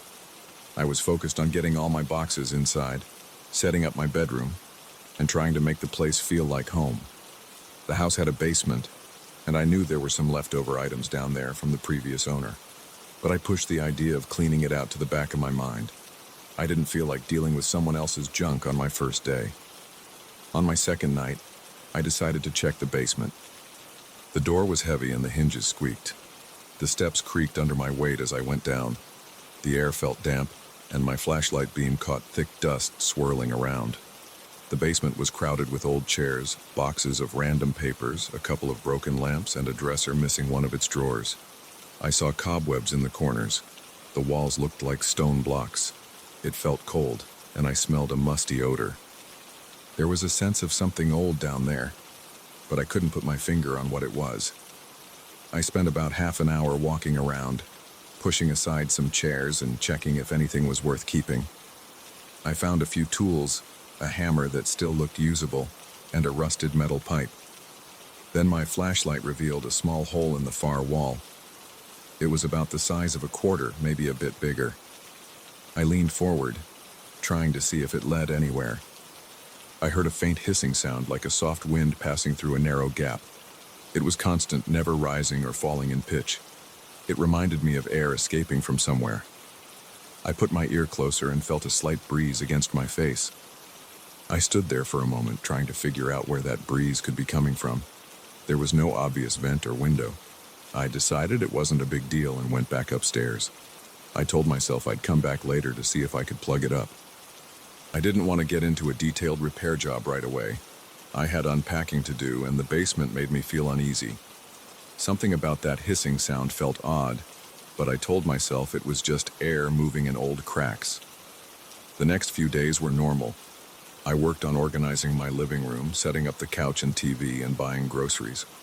At night, though, I kept thinking about the basement. I wondered why that hole was there. I also wondered why the previous owner left so much junk. One evening, I went down again, determined to do a more thorough inspection. I wanted to see if there were any leaks or signs of pests. I walked to the far wall and pointed my flashlight at the hole. The hissing sound was still there, steady. I knelt down and tried to look inside. The opening was so small that I couldn't see much, just darkness. I felt a mild chill against my face. I reached out to feel around the edges of the hole. The stone was cold. I tried to shine my flashlight inside, but the hole turned or curved after a short distance, and I couldn't see past that bend. For a second, I thought I saw a hint of movement. My heart thumped in my chest. I told myself it was probably dust, or my own breath reflecting the light. Still, I pulled back, feeling my stomach tighten. That night, I had trouble sleeping. I kept replaying that moment in my head. Did I really see something move, or was I imagining it? Around midnight, I walked downstairs just to assure myself everything was fine. I didn't plan on going into the basement, but I couldn't resist. I flipped on the light in the hallway and opened the basement door. The darkness at the bottom of the stairs gave me a weird feeling, like it was looking back at me. I told myself I was being ridiculous. I stepped onto the first stair. My foot made a loud creak, which seemed to echo. I went down slowly. The hissing sound was there, but it felt quieter than before. The overhead bulb in the basement flickered. I swallowed and forced myself to walk over to the hole. I leaned in. It was pitch black. Then, for a split second, I thought I saw an eye staring at me. It was just a small circle of reflected light. I jerked backward, hitting an old chair. I stifled a gasp. My heart pounded so hard I could feel it in my temples. I forced the flashlight beam toward the hole, but by the time I focused on it, I saw nothing. The hissing continued as usual, and the hole looked empty. I stood there, breathing heavily, feeling my palms sweat. I told myself I was imagining things. Maybe the reflection of my flashlight on the stone made me think there was an eye. I shook my head and went back upstairs. I tried to sleep, but every time I closed my eyes, I pictured that small circle staring at me through the darkness. Over the next few days, I tried to push it to the back of my mind. I went to work, came home, ate dinner, and tried to keep myself busy. But I felt drawn to the basement. I thought about sealing up the hole with cement or stuffing some rags inside. But I also felt this urge to see if something was really there. It was an uncomfortable mix of fear and curiosity. One night, I couldn't sleep again. I kept tossing and turning. Around 2 a.m., I decided to go down there. I grabbed a flashlight and my phone. I walked quietly even though I was alone. I reached the basement door and paused. I felt goosebumps on my arms. My breathing was shallow. I opened the door and stepped onto the stairs. The basement felt colder than before. The light bulb overhead seemed dimmer. I aimed my flashlight around, seeing the same old furniture and piled-up boxes. Then I pointed the beam toward the far wall. The hole was there. The hissing sound was more noticeable this time, like it got a bit louder at night. I walked toward it, feeling the hair on my neck stand up. I knelt down and brought my eye close to the hole. My flashlight was off. I wanted my eyes to adjust to the darkness, hoping I could see inside without reflection. I waited, listening to my own breathing mix with that hiss. My heart pounded so hard I could hear it in my ears. I kept staring. Then I saw movement again, a slight shift of light or shadow. My throat went dry. I forced myself to stay there watching. After a few seconds, I saw an eye. It was definitely an eye. I couldn't make out the color, but it looked human. It blinked once. I felt my pulse spike. I jumped back. The old floorboard scraped under my feet. When I looked again, there was only darkness. I breathed heavily. My mouth felt bitter. I wanted to scream, but I held it in. I flicked on my flashlight and aimed it straight at the hole. Nothing. Just that endless dark. I pressed my hand to my forehead, which was covered in sweat. I thought about calling someone, but what would I say? That I saw an eye in a hole in my basement wall? It sounded absurd. Nobody would believe me. I stood there, flashlight shaking in my hand, debating whether to reach out and feel the hole again. I decided against it and went back upstairs. I couldn't sleep that night. My stomach was tense and my chest felt tight. The next morning I drank coffee, but I could barely taste it. I kept thinking about that eye. I knew I wasn't imagining it. The blinking was too real. I wondered if there was some hidden room or old tunnel behind that wall. Maybe someone was squatting back there. The idea of a living person watching me felt even worse than a ghost. I planned to investigate more, but during the day I convinced myself it was some kind of reflection. Then night came, and my fear returned. After 3 nights of bad sleep, I decided to block the hole. I bought a small container of spackling paste and a putty knife. I also grabbed a can of expanding foam. When I got home from work, I went down to the basement with the intention of sealing it. I cleared the area around the hole and kneeled in front of it. I could hear the hissing sound. My hand trembled as I reached out. I felt the cold stone. I started to spray foam into the hole. The hiss changed pitch for a moment, then resumed its steady tone. I waited a few seconds for the foam to expand. Then I pressed spackling paste over it, smoothing it out. When I was done, the hole was sealed. I felt some relief, but I also felt tense, like I was covering something alive. I let out a shaky breath and stood up. I looked around the basement, as if expecting something to jump out from behind the boxes. Nothing moved. I turned off the lights and went upstairs. That night I slept better. No nightmares. I woke up thinking maybe I'd solved the problem, but 2 days later, I went back to the basement to grab a hammer. The moment I stepped off the last stair, I felt my heart sink. The foam and paste had been pushed out. The hole was open again. The spackling paste lay cracked on the floor, and the foam was torn, like something forced it from the inside. The hissing sound was louder than before. My hands shook. I felt my face flush. I walked over, stepping carefully around the debris. My throat felt dry. My mind raced. I crouched down and stared at the opening. It looked slightly bigger. I reached out to touch the edges. The stone felt rough. I tried to press a piece of foam back in, but it just fell out. My pulse sped up. I could hear my heart thudding against my rib cage. I turned and hurried upstairs, locking the basement door behind me. That night, I heard soft scratching noises from below. It sounded like fingernails on stone. Then came the hiss, faint but distinct. I could feel it vibrating in my chest. I sat on my couch, gripping my phone. I didn't want to go down there. I felt sweat forming on my forehead. My body was on edge. Every hair on my arm stood up. I tried turning on the TV, but I couldn't focus. The scratching kept coming, sometimes stopping for a minute, then starting again. Eventually, I fell asleep on the couch. When I woke up, it was morning. The scratching had stopped and everything felt quiet. I had an ache in my neck from sleeping in a bad position. My eyes burned from lack of rest. But I had to go check the basement. It felt like a horrible chore, but I couldn't ignore it. I walked downstairs with my flashlight, my teeth clenched. I opened the basement door slowly. My heart fluttered in my chest. I flicked on the basement light. It flickered, but stayed on. I walked over to the far wall. The hole was still open. My patch job lay scattered on the floor. I felt a chill as I stared at it. The hissing continued, steady as before.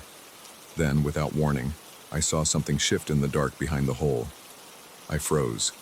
My hand holding the flashlight twitched. I bent forward just a few inches, trying to see more. A shape moved back, disappearing from view. My stomach clenched, and I thought I might throw up. I stood up straight, struggling to keep my breathing steady. I decided to back away and call a professional. Maybe I needed someone to break open the wall and see if there was a hidden space or a crack leading outside. But I couldn't shake the feeling that whatever was behind that hole wasn't just a raccoon or a snake. The shape I saw was too large, and that eye I spotted before looked human. I walked upstairs, locked the basement door, and grabbed my phone. I started dialing a contractor's number, but I paused. What if he broke the wall and found nothing? Or worse, what if he found something I didn't want to face? My mind reeled with the possibilities. I just stood there, phone in hand, feeling my heart racing again.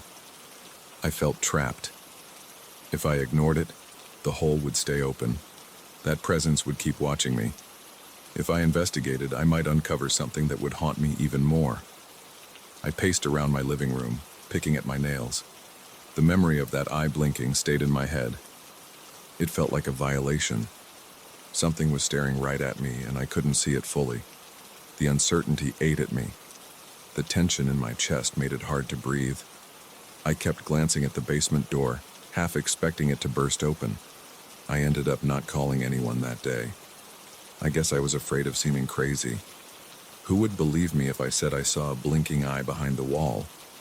Instead, I sat on my couch, listening to every little sound the house made. Eventually, I ate a sandwich without tasting it. I tried watching TV again, but my mind was stuck on that hole. Night came, and the scratching resumed. It was soft, irregular, like someone running their fingers over stone. The hiss was there too, steadier than my own breath. Around midnight, I was so tense that my shoulders hurt. I walked to the basement door, put my hand on the knob, and just stood there. My legs felt weak. I stared at the doorknob, thinking about going down one more time. Maybe I could try to speak through the hole, ask if someone was there. But the thought of hearing a voice answer made my skin crawl. I decided to push my couch against the basement door. It wasn't going to stop anyone, but it gave me a small sense of security. Then I tried to sleep in my bedroom. I turned on every light in the house except the basement. My heart was still pounding, and I could barely close my eyes. I lay there gripping my blankets, my mind buzzing. I kept thinking about that eye, that shape in the darkness. I felt watched, even with the door and a couch between me and the basement. My lips were dry, and I licked them constantly. My chest felt tight, and I took short, quick breaths. I felt beads of sweat on my face. My thoughts were scattered. Half of me wanted to grab a sledgehammer and seal the hole with a 10-foot wall. The other half wanted to run away and never come back. That's where I am now. I'm sitting here writing this down. I haven't gone back to the basement since last night. The hissing hasn't stopped. I still hear it faintly through the floorboards. My stomach is in knots, and my hands are shaking. I keep glancing at the time, waiting for morning light, although I don't know what difference it makes. Part of me wants to confront it, to pry that hole open and see what's back there. Another part wants to seal the basement door for good. I have no clue what I'll do. All I know is that the hole is there and something is behind it watching me. And I hate the feeling that I'll never really see what's staring back. But I can't forget it's there. And now I can't ignore it, no matter how hard I try.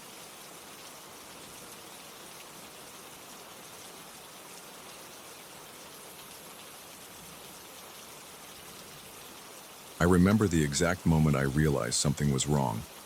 I was at a coffee shop near my office, standing in line with my shoulders tense and my eyes on the menu board. The place was crowded, and the baristas called out names every few seconds. I heard someone behind me mention a canceled meeting from 3 days earlier. That grabbed my attention because I recognized the voice but didn't see the person. I glanced around, but nobody looked familiar. My heart thumped. I tried to ignore it. I picked up my coffee and left without looking back. A few days later, I went to the same coffee shop. As soon as I stepped inside, I heard that same voice. It repeated details about an office argument I'd had with my manager last week. I felt a buzzing in my ears and a cold knot in my stomach. I surveyed the room. No one seemed to be talking about work. People were either on their phones or chatting about the weather. I turned around and walked out, my coffee left untouched. My mouth felt dry and my palms were sweaty. I told myself I was just tired. I kept hearing the same voice in different public spaces. Sometimes the words came from behind me, sometimes from a corner of the room. They never matched any mouth I could see. Each time my chest got tight, my temples pulsed. I tried to convince myself it was my imagination. I made an appointment with an ear specialist. He checked my hearing, told me everything was normal, and suggested I might be under stress. I thanked him and left. I felt like I was going crazy. One afternoon, I visited a bookstore across town. It's a large place with 2 floors, always filled with people flipping through books or studying at small tables. I hoped to distract myself by looking for a gift for a friend. I wandered to the fiction section. As I reached for a book, I heard a whisper near my left ear. It said my name, followed by a short laugh. I turned so fast I nearly dropped the book. A stranger stood a few steps away holding a notebook. He was busy writing something. I stared at him, my breathing uneven. He didn't react. I slowly moved toward him.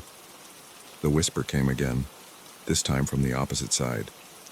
It made a rude comment about me, something I'd heard someone say about me months earlier at a party. My neck felt hot. I left the bookstore, my hands shaking. On the subway ride home, I sat against the window. The train was crowded. People stood shoulder to shoulder, and I tried to block out their conversations. That's when I heard a new set of voices. They sounded like they were from last week or last month, complaining about the late train service, describing a lost phone, joking about a sports game. It wasn't just one voice. It was a mix of random conversations, all blending together but somehow clear in my head. My eyes locked on the floor. My cheeks felt warm. I thought I was losing my mind. Over the next few weeks, the echoes grew stronger. They weren't just random bits of small talk. They included personal secrets. Some were about money problems. Some were about relationship drama. I felt sick. I didn't want to know these things. I tried wearing headphones, turning up the volume on whatever music I could find. It helped for a few days, but then the voices seemed to push through the music. Their volume would rise in places like restaurants or busy lobbies, and I would feel a buzzing pressure around my ears. I started to avoid going out. I ordered food online. I skipped social events. My friends wondered what was wrong. I said I was busy with work. In reality, I was terrified of hearing more voices. I would lie on my couch, hoping for peace. But my apartment felt claustrophobic after a while, so I'd step outside for some air. That's when the problem got worse. I realized it wasn't just huge crowds. The voices stayed in any enclosed space. A quiet elevator at midnight could still hold faint whispers from earlier in the day. A locked restroom at a gas station could have a single echo that repeated a random comment from hours before. One night, I tried to grab dinner at a small diner 2 blocks from my place. It was nearly empty. I saw only a waiter wiping down the counter and a couple eating at a corner booth. I took a seat at a table near the window. The fluorescent light flickered. My stomach growled. The place smelled like coffee and old grease. As the waiter walked toward me, I heard a muffled conversation floating in the air. It sounded like a complaint about a missing ring. The voice was agitated. I looked around. Nobody was speaking. The couple in the corner was silent, both staring at their phones. The waiter was busy with the menu. Then the voice got louder. It said, "He stole it. I know he did," and ended with an angry hiss. I felt goosebumps on my arms. I forced myself to order a sandwich. My voice shook a bit. The waiter didn't seem to notice. As I waited, I heard different voices repeating phrases about stolen items, overdue bills, and regrets. I stared at the table, trying to steady my breathing. I felt pressure in my chest. My heartbeat was heavy. By the time my food arrived, I could barely take a bite without feeling nauseous. The waiter asked if I was okay. I just nodded. I paid and left most of the sandwich untouched. On my walk home, I kept my eyes on the sidewalk. My legs felt weak. The next day, I tried to explain the situation to my friend Marcus. We met in my apartment so I could avoid going anywhere else. He listened, arms crossed, eyebrows raised. I told him I kept hearing old conversations in public places, like the rooms themselves were replaying everything that happened there. He asked if maybe I was tired, or if I had some medical problem. I told him about the ear doctor. I told him about the medication I tried for anxiety. Nothing helped. Marcus suggested therapy. I nodded, but I felt a jolt of anger. I didn't want someone labeling me crazy. Eventually, I gave in. I started seeing a therapist named Dr. Hoffman. She asked a lot of questions about my personal life, my family, my job. I tried to explain the voices in straightforward terms. She took notes and told me I might be experiencing auditory hallucinations triggered by stress. She recommended relaxation techniques. She told me to document each occurrence in a journal. I tried. I wrote down dates, times, places, and the specific words I heard. But the more I documented, the more details I noticed. The voices got clearer. They started calling my name more often, like they knew I was listening. One evening, I decided I couldn't stay isolated forever. I went to a small pizza place near my therapist's office. I sat near the door, hoping to avoid feeling trapped. At first, it was quiet. A TV on the wall played the news without sound and a ceiling fan creaked. Then, as I waited for my pizza, I heard faint comments drifting through the room. Complaints about long work shifts, regrets about wasted time, jokes about incompetent coworkers. They kept overlapping, as if they had all been recorded in that place at different times. I gripped the edge of the table. My chest felt tight and my throat was dry. I stared at the pizza when it arrived, trying to tune out the voices. But then one of them hissed, "He can hear us," and I felt a surge of panic in my stomach. My hands shook. The slices tasted like cardboard in my mouth. I left the pizza place with half the pie in a box and went straight home. For the next few days, I refused to leave my apartment again. I started sleeping at odd hours. I'd wake up in the afternoon, stay awake till dawn, then pass out from exhaustion. At one point, the isolation was too strong. I needed groceries. I forced myself to visit a small market a few blocks away. Inside, the lighting was dim and the aisles were cramped. I pushed a cart, grabbing cereal, milk, and frozen meals. I tried to avoid eye contact with anyone. My hands trembled. I kept expecting to hear a whisper, a conversation, something. I went through 3 aisles in silence, feeling a tiny bit of relief. But then, near the produce section, I heard voices describing arguments about spoiled fruit from the previous day. I heard a heated exchange about someone slipping near the lettuce stand. The cart handle felt slippery in my hands. I hurried to the checkout line. It was empty except for a single cashier. When I reached the register, I heard laughter behind me. It was the same laugh I had heard in the bookstore, the same one that made a rude comment about me. My scalp prickled. My face felt hot. I stayed quiet, paid for my groceries, and rushed home. That night I sat on my couch, staring at the blank TV screen. My legs felt heavy. My chest felt tight. I considered leaving the city. Maybe a place with fewer people would be quieter. But then I remembered this seemed to happen anywhere there were enclosed spaces. I thought about the possibility that open air might be the only way to avoid the echoes. Maybe a deserted countryside.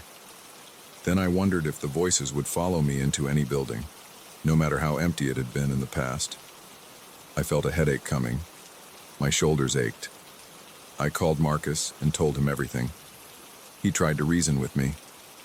He suggested I test smaller spots like a private office or an abandoned shed to see if the echoes only occurred in places with lots of past activity.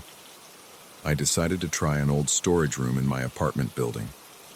It was at the end of a dark hallway, rarely used. The door creaked when I opened it. I stepped inside, flicked on a single overhead light, and waited. Dust floated in the air. I smelled old cardboard and rust. For a minute, I heard nothing. I felt my shoulders relax. Then I caught a faint murmur. It was about some missing boxes. It was followed by a complaint about a leaky pipe. I pressed my back against a wall, feeling my heart beat faster. I realized there must have been a caretaker here at some point, complaining to a coworker. I turned off the light and left.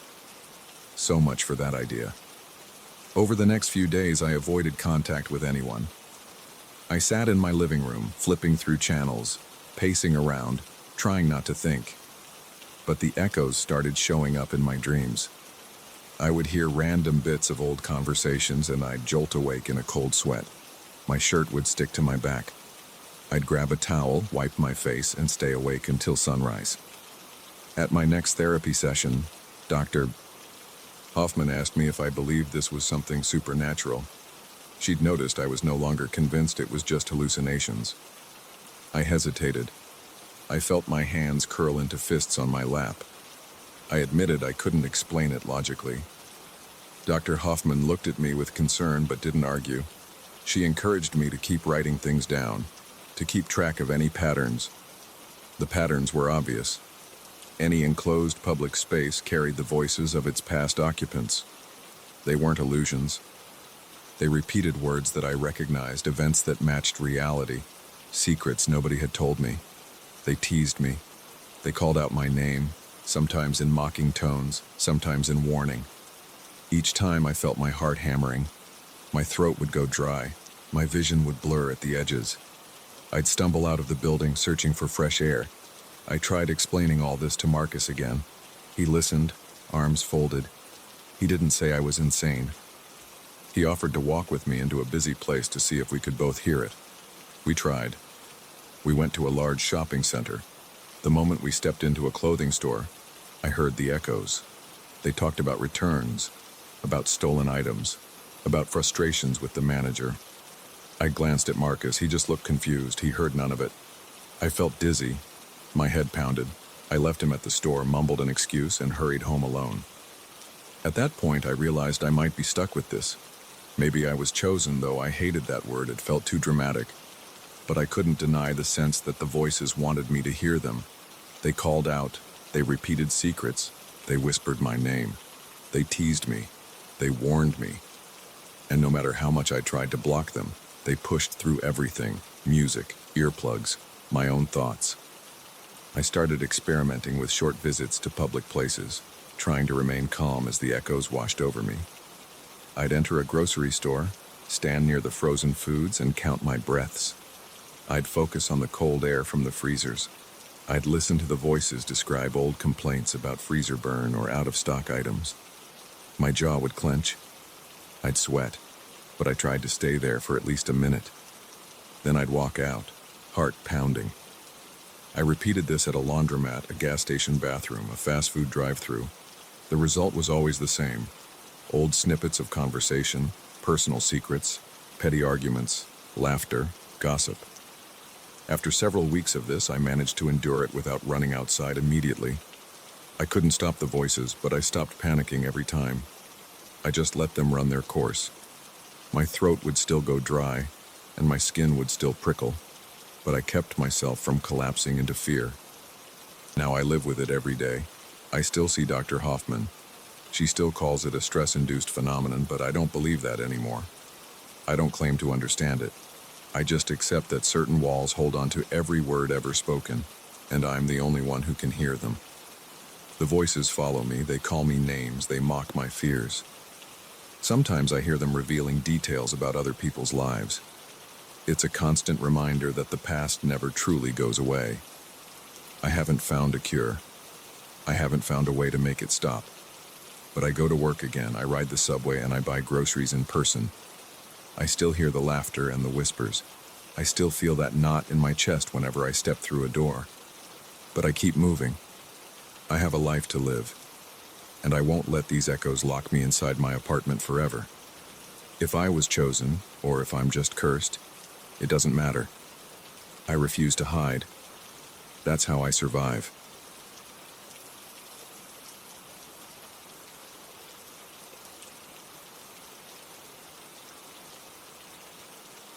I still remember the first time I noticed those dark stains on the ceiling in my attic.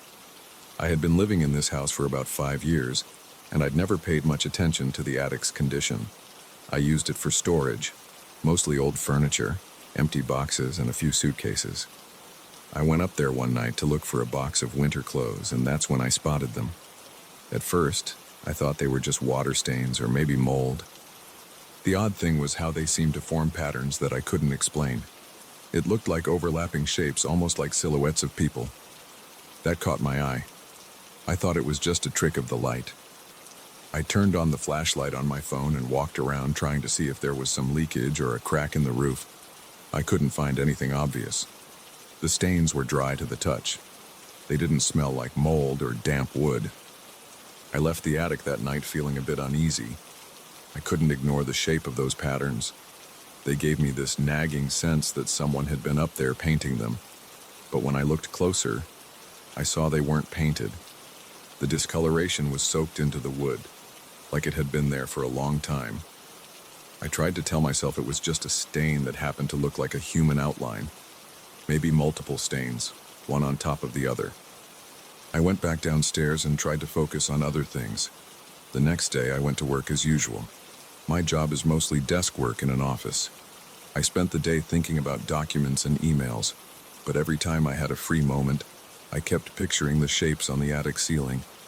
By the time I got home, I felt a pull to go upstairs and look again.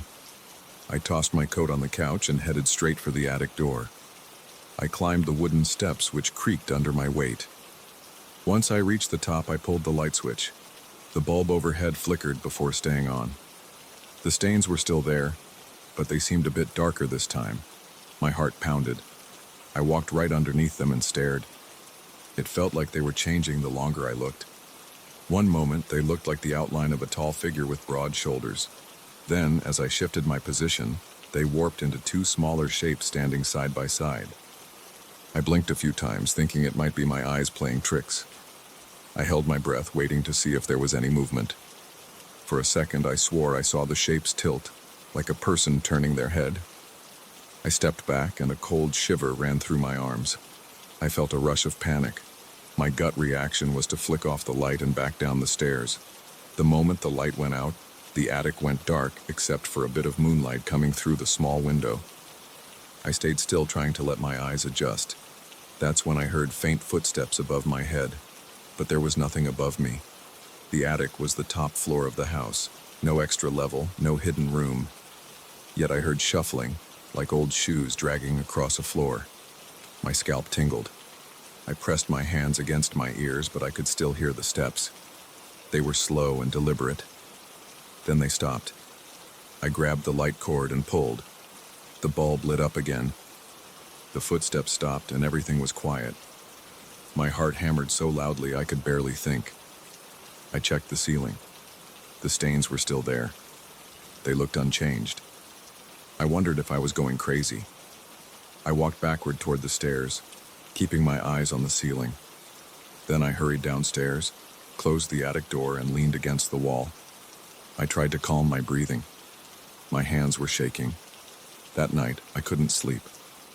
I lay in bed staring at the ceiling in my bedroom, thinking about what I'd heard. It didn't make sense. Maybe there was some animal living in the roof space, but that would mean a raccoon or a large rat. That wouldn't explain the shape of those stains. It also wouldn't explain why they seemed to shift in front of my eyes. My pulse pounded every time I pictured that weird movement. The next evening, I forced myself back into the attic, determined to get a solid explanation. I brought a flashlight with fresh batteries, and I made sure the overhead light was working. I also took my phone to record a video. I felt silly, but I wanted proof of what I was seeing. I walked around the attic, recording the ceiling. The stains looked darker in the phone's camera. I zoomed in, and it almost looked like the outline of a face. Then the shape morphed, and I saw something resembling a side profile. I pointed the camera away for a second, took a deep breath, and aimed it back. They changed again, forming a group of figures, as if a crowd was standing around a table. I felt a chill on the back of my neck. The air in the attic got colder. My hand shook while holding the phone, and the video kept going out of focus. I tried turning off the overhead light to see if the flashlight would catch something different. The second I switched off the overhead light, my phone's flashlight reflected off the ceiling. Then I heard a soft thump above my head. I swung the flashlight around, scanning the corners of the attic. Nothing. I stood there, listening. That's when I heard low murmurs, like a conversation in another room. But there was no other room. I aimed the phone at the ceiling again, and the silhouettes seemed to be moving. They were turning, shifting positions like actors in a play. It looked like they were wearing old-fashioned clothing. I saw one figure raise an arm, pointing at something. I saw another shape bow its head. My throat felt tight. I was sweating, but the air felt cold on my skin. I tried to speak, but my voice shook. "Hello?" The murmuring paused, then started again. I couldn't understand the words. It wasn't a language I recognized. It was muffled, like hearing neighbors through a wall. My heart thudded. I felt trapped, like the walls were closing in. My stomach turned and I had this urge to run. Instead, I kept standing there, holding the phone up. I wanted to record something real. I wanted to prove I wasn't imagining it. After a few minutes, the murmurs died down. The footsteps faded. The silhouettes stopped moving. I backed away and went downstairs. I collapsed on my living room couch, phone still clutched in my hand. I played back the video, but it was too dark and my hand was shaky. I could barely see anything. There were flickers of some shapes, but it wasn't clear. The audio was mostly static, with maybe a faint rumble. Nothing concrete. I felt a wave of frustration. I wanted to show someone, but I knew how it would sound. I have stains on my attic ceiling that move and talk. People would think I was crazy or seeking attention. Over the next few days, I tried to avoid the attic. Each time I walked past that door, I felt a flutter of nerves. My curiosity wouldn't let me ignore it forever. On Friday night, I decided to go back in.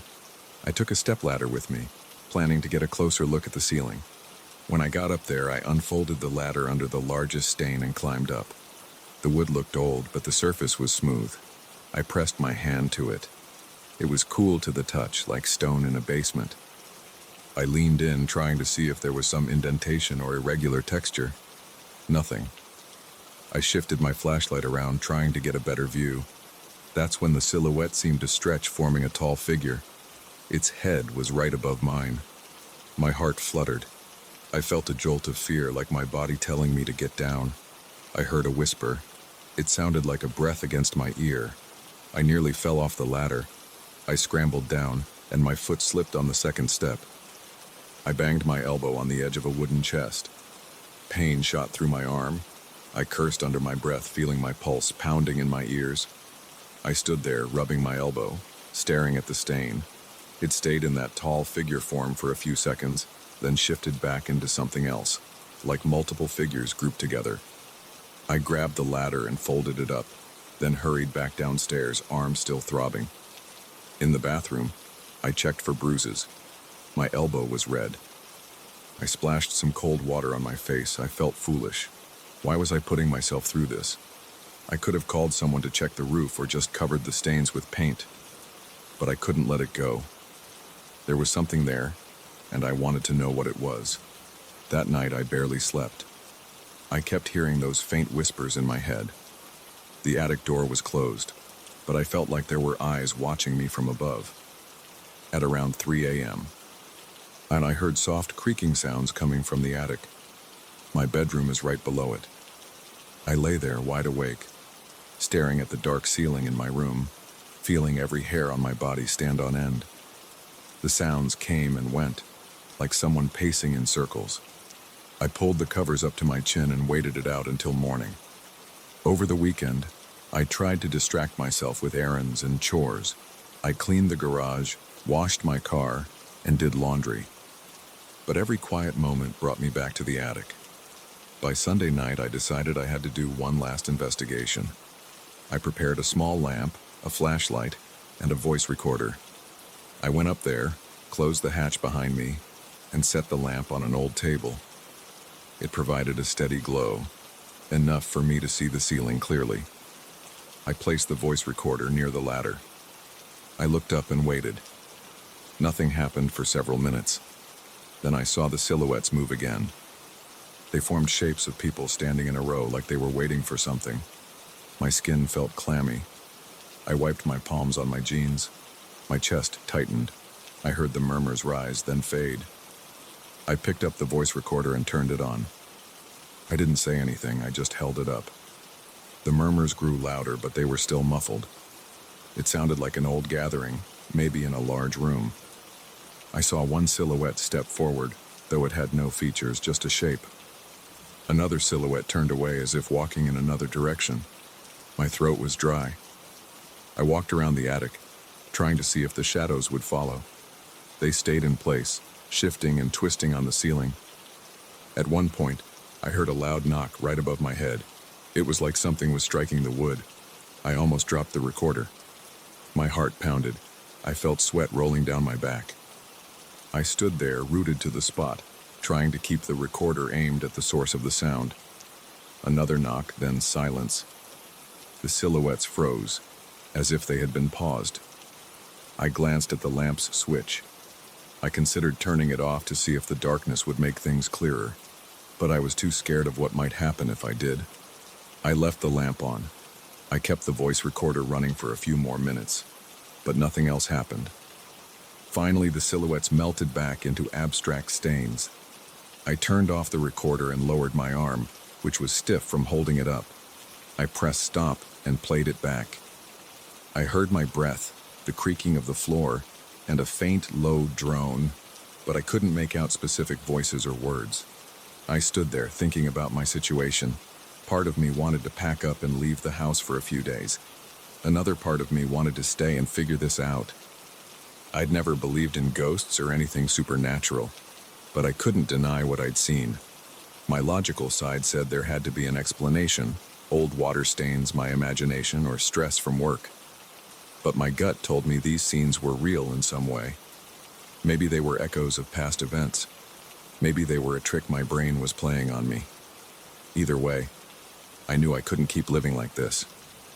I took a deep breath and left the attic. I flipped off the light, shut the door, and went downstairs. I sat at my kitchen table, resting my arms on the surface, trying to calm down. My mind was buzzing with questions. Was it safer to leave, or would I just be running away from something I needed to understand? I thought about getting a hotel room for a night or two, just to clear my head. But the idea of not knowing what was going on in my own attic bothered me more than the fear. I ended up sleeping on the couch that night, or at least trying to.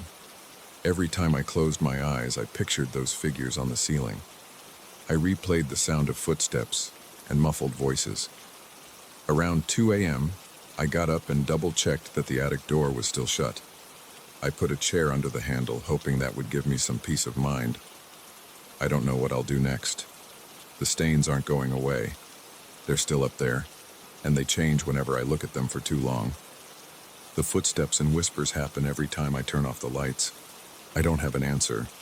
I'm torn between leaving the house for good or staying here until I unravel this mystery. Tonight, I'm leaning toward staying, at least for a while. I'm not ready to give up on my own home, but part of me wonders how much longer I can handle the tension and the fear. I feel it in my stomach, in my chest. My hands shake when I think about those shifting shapes. For now, I'm here, in my living room, typing this out and watching the attic door. The air feels still and the night is quiet, but I know that if I go up there and turn off the light, those shadows will move again, and I'll hear those footsteps above my head, even though there's nothing but the roof beyond that ceiling. I don't know if it's my mind playing tricks on me or if something from long ago is trying to push through into the present. All I can do is wait and decide when to face it again. I don't know what I'll see next time, but I can't pretend it's not happening. My attic is the same as always, except for those stains. And those stains aren't fading. They're getting darker.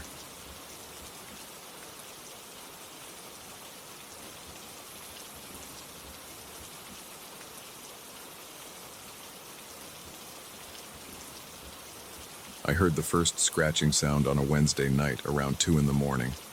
It was faint, like someone dragging their nails lightly across wood. I sat up in bed, listening. My heart pounded because I knew every corner of this house, and those noises weren't familiar. I turned on the lamp and walked to the hallway. The floor looked fine. No footprints, no scratches. Everything seemed normal under the light. I felt a little foolish, but I couldn't shake the unease. I went back to bed, trying to convince myself I was overreacting. The next morning, I examined the hallway. At first, I didn't notice anything. I ran my hand over the floorboards, searching for rough patches. Then I saw them. Thin lines in the wood, almost hidden by the grain. They looked like they'd been made by something with sharp claws. It reminded me of how a cat might scratch at a door, but the marks were longer, almost in parallel lines. I stared at them for a while, trying to understand how they got there. I don't own a cat, and I don't let animals into my house. The marks were also deeper than a typical scratch from a small pet. I felt a chill creep up my spine. I decided not to call anyone about it. Instead, I covered the lines with a rug. I told myself I would keep an eye on them, maybe measure them if they changed. but I still felt uneasy all day. That night, I stayed up later than usual. I watched TV in the living room. I wanted to stay alert in case the scratching happened again. Around midnight, I turned off the TV and sat there in the dark, listening. The room felt still, but I noticed a faint odor in the air. It smelled sharp, like rotten eggs or old matches. I tried to figure out if maybe there was a leak or something, but nothing seemed wrong with the gas line. I checked the stove, the windows, everything. The smell lingered, and it made me anxious. After about an hour, I went to bed, leaving the hallway light on. I woke up again to that same sound, but it was louder this time. It wasn't constant. It came in spurts, like something pausing and then scraping again. I opened the bedroom door, heart pounding, and looked into the hallway. I couldn't see anything. The light was still on and the corridor looked empty. The sound stopped the moment I stepped out. The smell of sulfur hit me again, making me cough. In the morning, I checked the floor. The old scratches looked deeper. They seemed fresh too, as if they'd just been made last night. I found new lines next to the old ones. My stomach twisted. The pattern made it look like something was crawling back and forth, leaving parallel grooves behind. I pressed my fingers into the marks. They were rough, each at least a quarter-inch deep. My pulse throbbed in my ears, and I felt a cold sweat forming on my forehead. I wondered if I was imagining it all, but I could feel the grooves clearly. I started losing sleep, worrying about these noises. During the day, I tried to keep myself busy. I went out to work as usual, took calls, ran errands. But every time I came home, I felt this tension in my chest.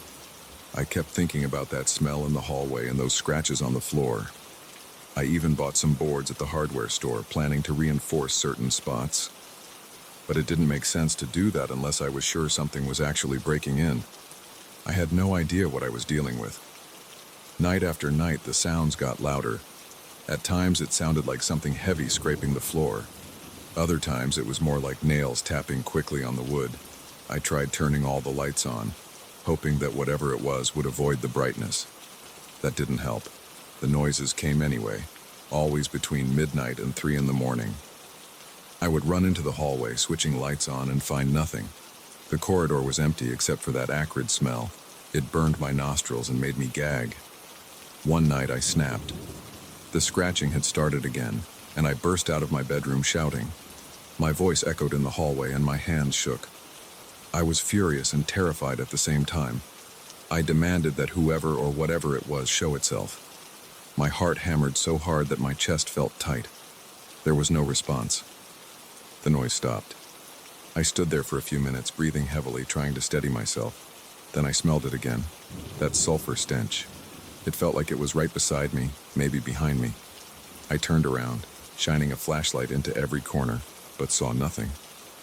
I leaned against the wall, feeling sweat drip down my face. I went back to the bedroom and locked the door. Sleep came in brief bursts, filled with nightmares. I dreamed that something was crawling behind the walls, watching me, waiting for me to close my eyes. In the dreams, I would spin around and see a shape scuttling across the floor, but I could never make out its exact form. It was always just beyond the edge of my vision. I woke up each time with my heart racing. The bed sheets would be damp from my sweat. After a week of this, I started to think I should leave the house. But then I thought about the money I'd put into it.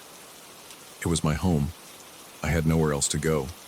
I tried to talk to a friend about the noises, but I ended up feeling foolish. He asked if I was sure it wasn't just pipes or rodents. I couldn't prove anything. I realized I might look like I was losing my mind. I stopped bringing it up. A few days later, I decided to set up a camera in the hallway. It was just an old camcorder I had lying around. I placed it on a stool, pointing it at the scratched section of the floor. I let it record all night. That was the worst night so far. The scraping was so loud it seemed to come from inside my bedroom walls as well as the hallway. At times I thought I heard a soft growling, but every time I opened the bedroom door, the hallway was empty. I felt sweat trickling down my back and my throat was so dry I could barely swallow. The odor became overwhelming, like someone had spilled acid in the hallway. In the morning, I checked the recording. I skipped through hours of footage. I found nothing. The hallway was completely still. At one point, around 2:47 a.m., the audio picked up faint scraping. I saw a flicker in the frame, like a shadow crossing the lens. It was there for less than a second. It looked like it might have been a corner of a shape, but it moved too fast for me to make out any details. Then the smell hit me in broad daylight. It came from the floor like it was seeping through the wood. I felt nauseous just watching the video. I tried to rationalize everything, telling myself there had to be an explanation. But the longer this went on, the more terrified I got. I searched the attic and the crawl space for any sign of animals or forced entry. I checked the roof. I found nothing. Yet the scratches kept multiplying. Each day, the marks extended a little farther down the hallway, as if the creature or whatever it was had been exploring more of the house. I followed the trail of scratches up to my living room. Some lines started branching off toward the back door, but there were no footprints, no stray hair or fur, nothing that would tell me what I was dealing with. I started sleeping with all the lights on in the house.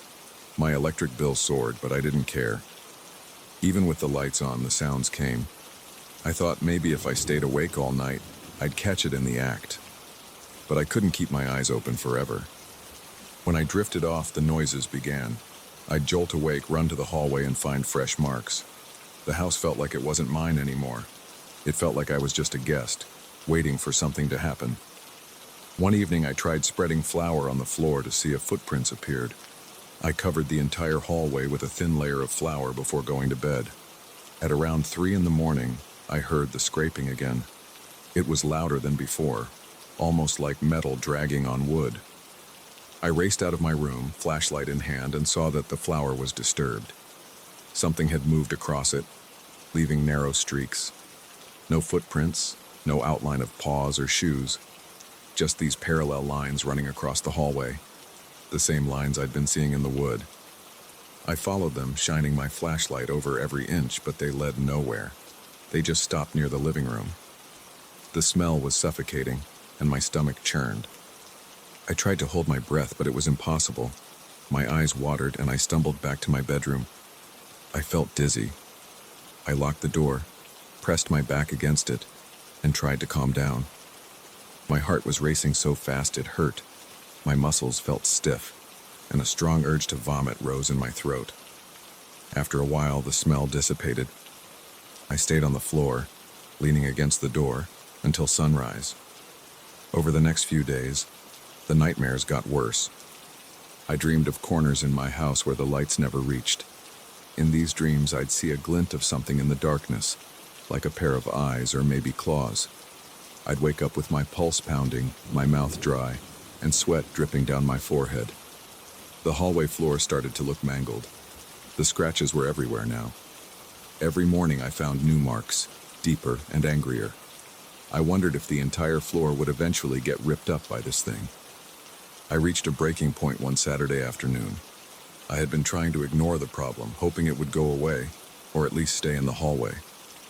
But the marks spread into my office and my living room. I stood in my living room, staring at the floor, noticing a fresh path of scratches leading up to the window. My hands trembled. My stomach felt tight. The house smelled like sulfur, even during the day now. It felt like living in a constant state of dread. I walked around checking every room, searching for holes or cracks. I found nothing. I realized I didn't have any real control here. I sat on the couch and thought about leaving. I grabbed a piece of paper and started making a list of what I'd need to take if I left the house for good. I wrote down clothes, electronics, important documents, but I stopped halfway. The idea of abandoning the place felt wrong, but staying felt worse. My mind kept playing the same loop. Either I run and leave everything behind, or I stay and risk losing my sanity. I felt trapped and isolated. I checked my phone, but I couldn't think of anyone to call. I felt embarrassed, like nobody would believe me. So I just sat there waiting for night to fall, dreading the moment the sun went down. When darkness came, I turned on every light again. The smell intensified. It crept through the vents, it seemed, filling every room. My throat burned. I decided I wouldn't sleep. I drank coffee, paced around, and sat in the living room with a flashlight, the hallway in my sight. Around midnight, the scratching began. It was slow at first, like gentle dragging, but it built into a frantic scraping. I walked to the hallway, flashlight pointed at the floor. I could feel my heart in my throat. The noise was right in front of me, but I saw nothing. Then I heard a hiss, a low, wet sound that sent shivers down my spine. I stumbled backward, almost dropping the flashlight. I called out, demanding to know who was there. No answer, just more scraping. It sounded like it was circling me, even though I saw no movement. The smell got so strong I started coughing violently. My eyes stung. I could barely see straight. I fell to my knees, pressing my hand against the wall to steady myself. I forced myself to stand up, trying to breathe through my mouth. My chest felt tight, like I was suffocating. I sprinted back to my bedroom and slammed the door shut. I could still hear the scraping through the walls. It felt like it was all around me. That night I decided I had to leave. The fear was too overwhelming. I packed a bag with essentials, my laptop, some clothes, my wallet, and a few other items. I waited until morning. The house was quiet at dawn. The sulfur smell lingered, but it was weaker. The floor was a mess of scratches. My hallway looked like a battle had taken place. I could almost feel something watching me from a distance, but I didn't see anything. I opened the front door and stepped outside, breathing in fresh air for the first time in what felt like days.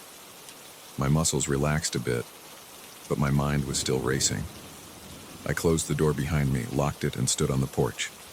I listened for any sound inside, but the house stayed silent. I wanted to prove the existence of this thing, to show someone the video, the scratches, the flower marks. But I also wanted to keep my sanity. I walked to my car, threw my bag in the back seat, and got in. My hands shook as I started the engine. I glanced at the house one last time. My heart pounded. I felt an urge to go back and set up more cameras, maybe get more evidence. But I couldn't do it. I felt like the house was smothering me. I drove away, my mind full of images of those deep scratches and that horrible smell. I'm not sure what I'll do now. I'm not sure if I'll ever go back. But the memories stay with me, along with the smell that sometimes clings to my clothes. I can't explain it. All I know is that something was in there, dragging itself across my floors, leaving marks, never letting me see it fully. I still dream about it, even when I'm far away. And in my nightmares, it follows me down long, dark hallways, scraping its claws along the walls, waiting just out of sight.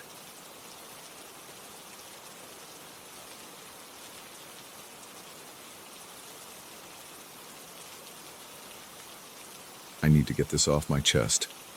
I haven't been sleeping right for weeks, and every night feels worse than the one before. There's something in my bedroom closet, and it's not just my imagination. It started with soft scratching noises around midnight. I tried ignoring it at first, thinking maybe it was a mouse or something outside in the wall, but it kept coming back. It wasn't loud, but it was steady. I could hear this faint scrape like fingernails on wood, and it got under my skin. I tried to calm myself by turning on the TV or scrolling through my phone, but that sound never stopped. I couldn't tell if it was in my head or if it was real. It felt too close to be a trick of the mind. The next day, I decided I'd had enough of losing sleep. I wanted to find the source and deal with it. I checked the closet in the morning. The first thing I noticed was that it felt colder inside than the rest of the room. I thought maybe there was a gap or a draft from outside.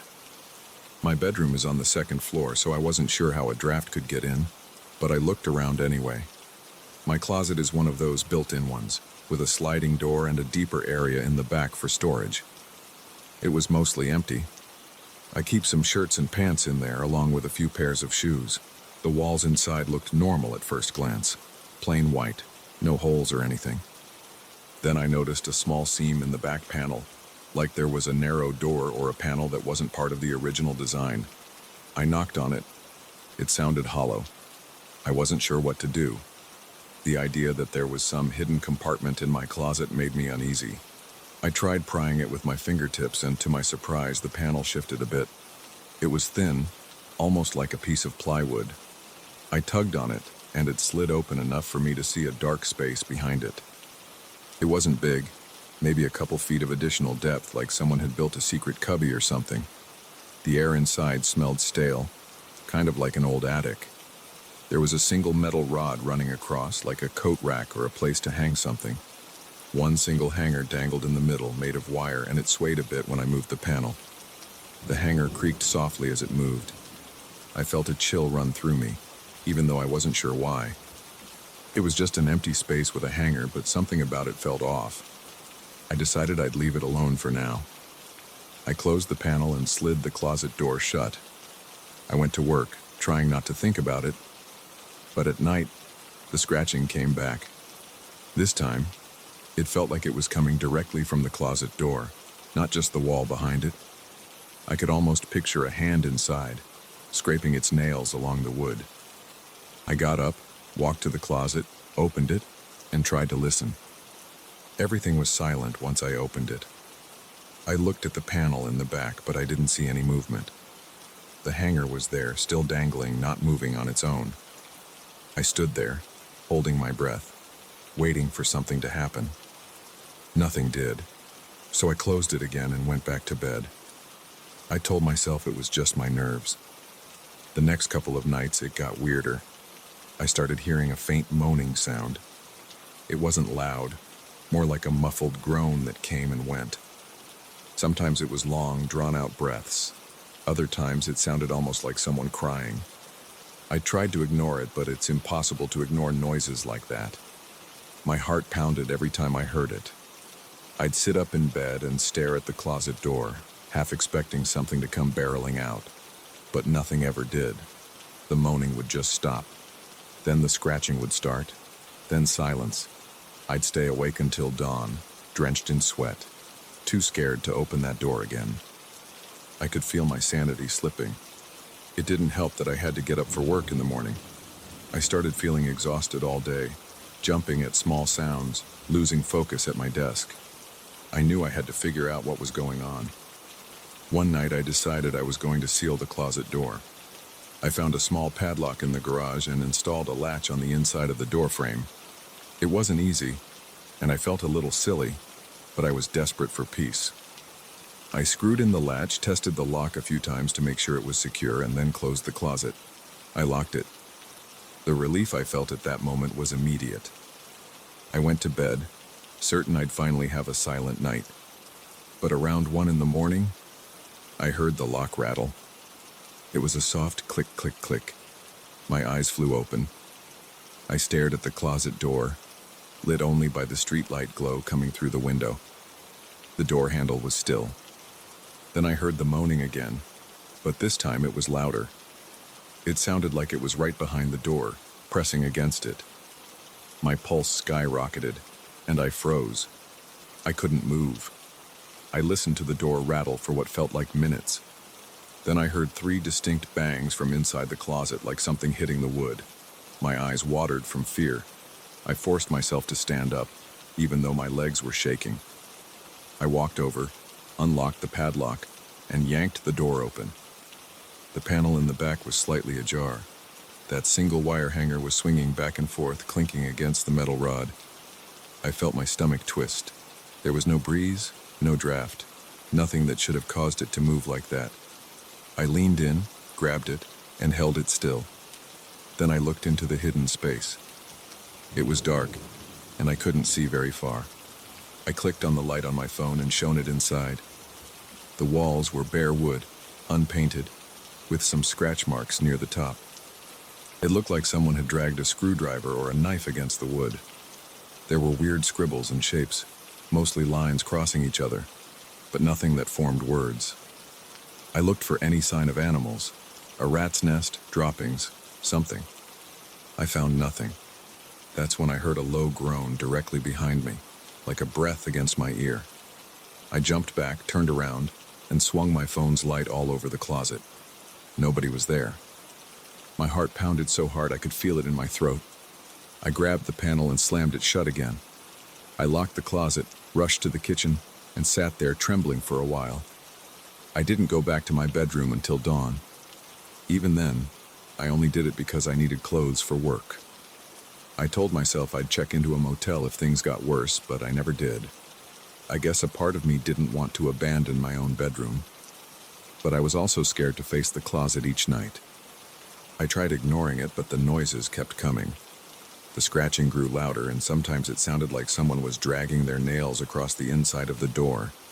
Occasionally, I'd hear that hanger clanking as if it was hitting the rod repeatedly. The moans got clearer, almost like speech, but I couldn't make out words. It was more like a low, drawn-out groaning. Every time I heard it, my skin crawled. One evening, I decided to look behind the panel again, but this time I brought a flashlight. I waited until about 5 in the afternoon while it was still light outside so I wouldn't be as freaked out. I opened the closet, unlocked the panel, and shined the flashlight inside.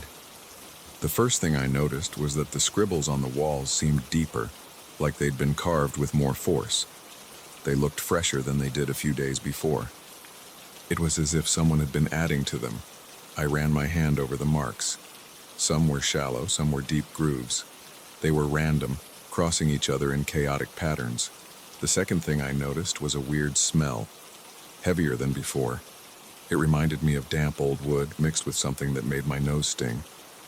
I shuddered. Then I saw the hanger move again, even though I wasn't touching it.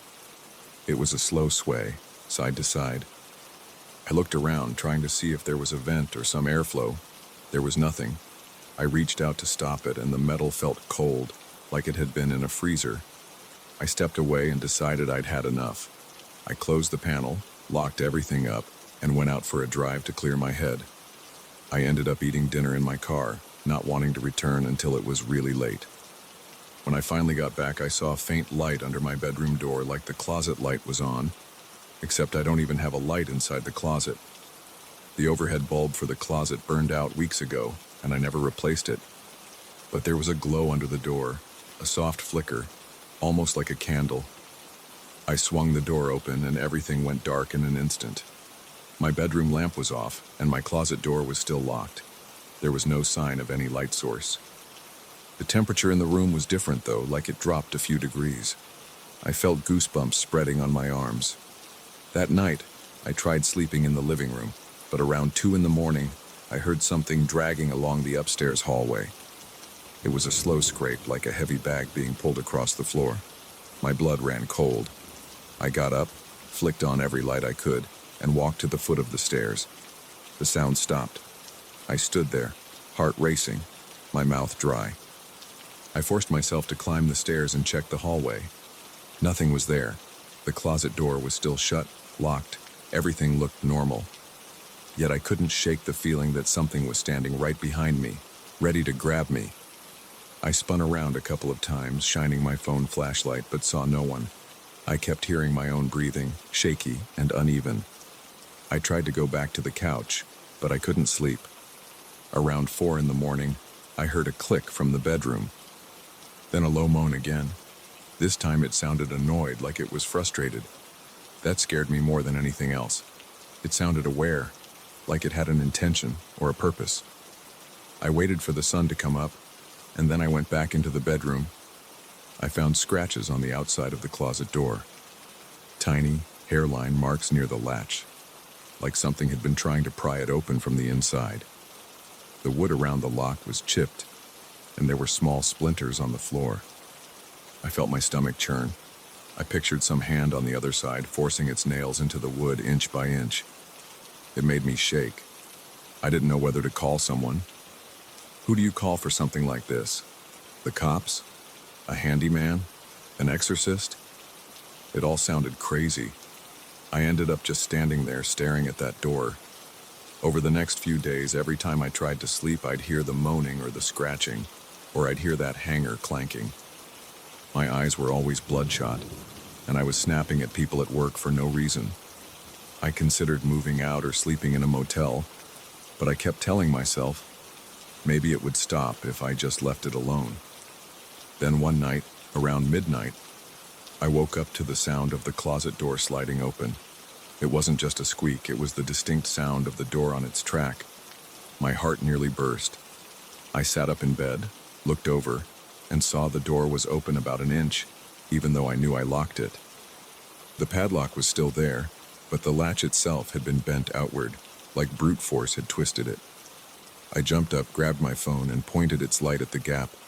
I heard a faint shuffle from inside, then a deep inhale, like something was breathing me in. I wanted to run, but instead I gripped the handle and slid the door open all the way. The panel in the back was wide open too. The hanger was on the floor now, bent out of shape. I could see fresh scratches along the inside of the panel, and the smell of that stale, damp air was stronger. I thought I saw a shape in the darkness, but it might have been a shadow. I took a step closer, shining my phone's light into that hidden space. That's when I heard a low, guttural groan again, right next to my ear. My hair stood on end and my skin prickled. I couldn't stand there another second. I slammed the panel shut, grabbed a chair, and jammed it under the closet door handle. Then I ran out of the room. I ended up trying to sleep in the car that night, but I couldn't stop shaking. Every so often, I'd swear I heard a scratching sound coming from the house, like it was echoing through the walls. By the time morning came, I felt delirious. I walked back in, up the stairs, and opened the bedroom door. The closet door was still jammed with the chair, but there were more scratches on the outside. The wood looked shredded in places, like something had raked it repeatedly. My mind started to race. I wondered if I was losing it, or if there was some hidden creature that had been stuck in there for years, or if it was something else entirely. I haven't gotten rid of that closet yet. I've tried nailing the panel shut, piling boxes in front of it, even leaving the lights on all day. But every night around midnight I hear that first faint scratch, then the moan, then the hanger's clank, even though I've taken the hanger out and thrown it away. It sounds like it's still there. Sometimes I wake up and find the panel wide open again, with the nails pried loose. I don't know how much longer I can deal with this. I'm at my breaking point. I'm sleeping less than ever, and I'm jumpy all day. Every noise in the house sets me on edge. I've tried talking to a friend about it, but I left out the details. I only said I was having trouble sleeping because of strange noises. They suggested I see a doctor about insomnia. Part of me knows that won't help. It's not just insomnia. It's something in that hidden space. It's real. I've heard it breathe. I've heard it scrape the wood. I've felt its presence. This thing is trying to get out. Each night the noises get louder, like it's pushing harder against the door. The moans sound angrier, almost desperate. I feel like it's only a matter of time before it breaks through. I can't move. I can't really afford to break my lease, and the idea of leaving this thing behind for someone else to find doesn't feel right. I also don't know how to fight something I can't see. I don't even know what it is. All I know is that every night, I'm lying there, heart pounding, waiting. The second the sun rises, I feel a slight sense of relief, but that dread never goes away. It's just waiting in the back of my mind, reminding me that it'll come again when darkness sets in. I keep telling myself maybe tonight will be different. Maybe it'll stay quiet. But deep down I know it won't. The scratching will start, the moan will follow, and I'll be trapped in that cycle until I either go insane or face it directly. Part of me wants to tear the closet apart, rip out the panel and see whatever's there in the light of day. But I'm too scared of what I'd find. For now, I'm stuck, and I'm losing hope that it'll ever go away. I look at that door every single evening, my hand trembling on the doorknob when I lock it. My breath turns shallow as soon as the sky gets dark. I hear every creak, every shift in the house. And when I doze off, I'm jolted awake by that same scratch, that same moan, growing closer and closer like it's right by my bed, waiting for me to open my eyes. That's my life now, and I don't know how to escape it.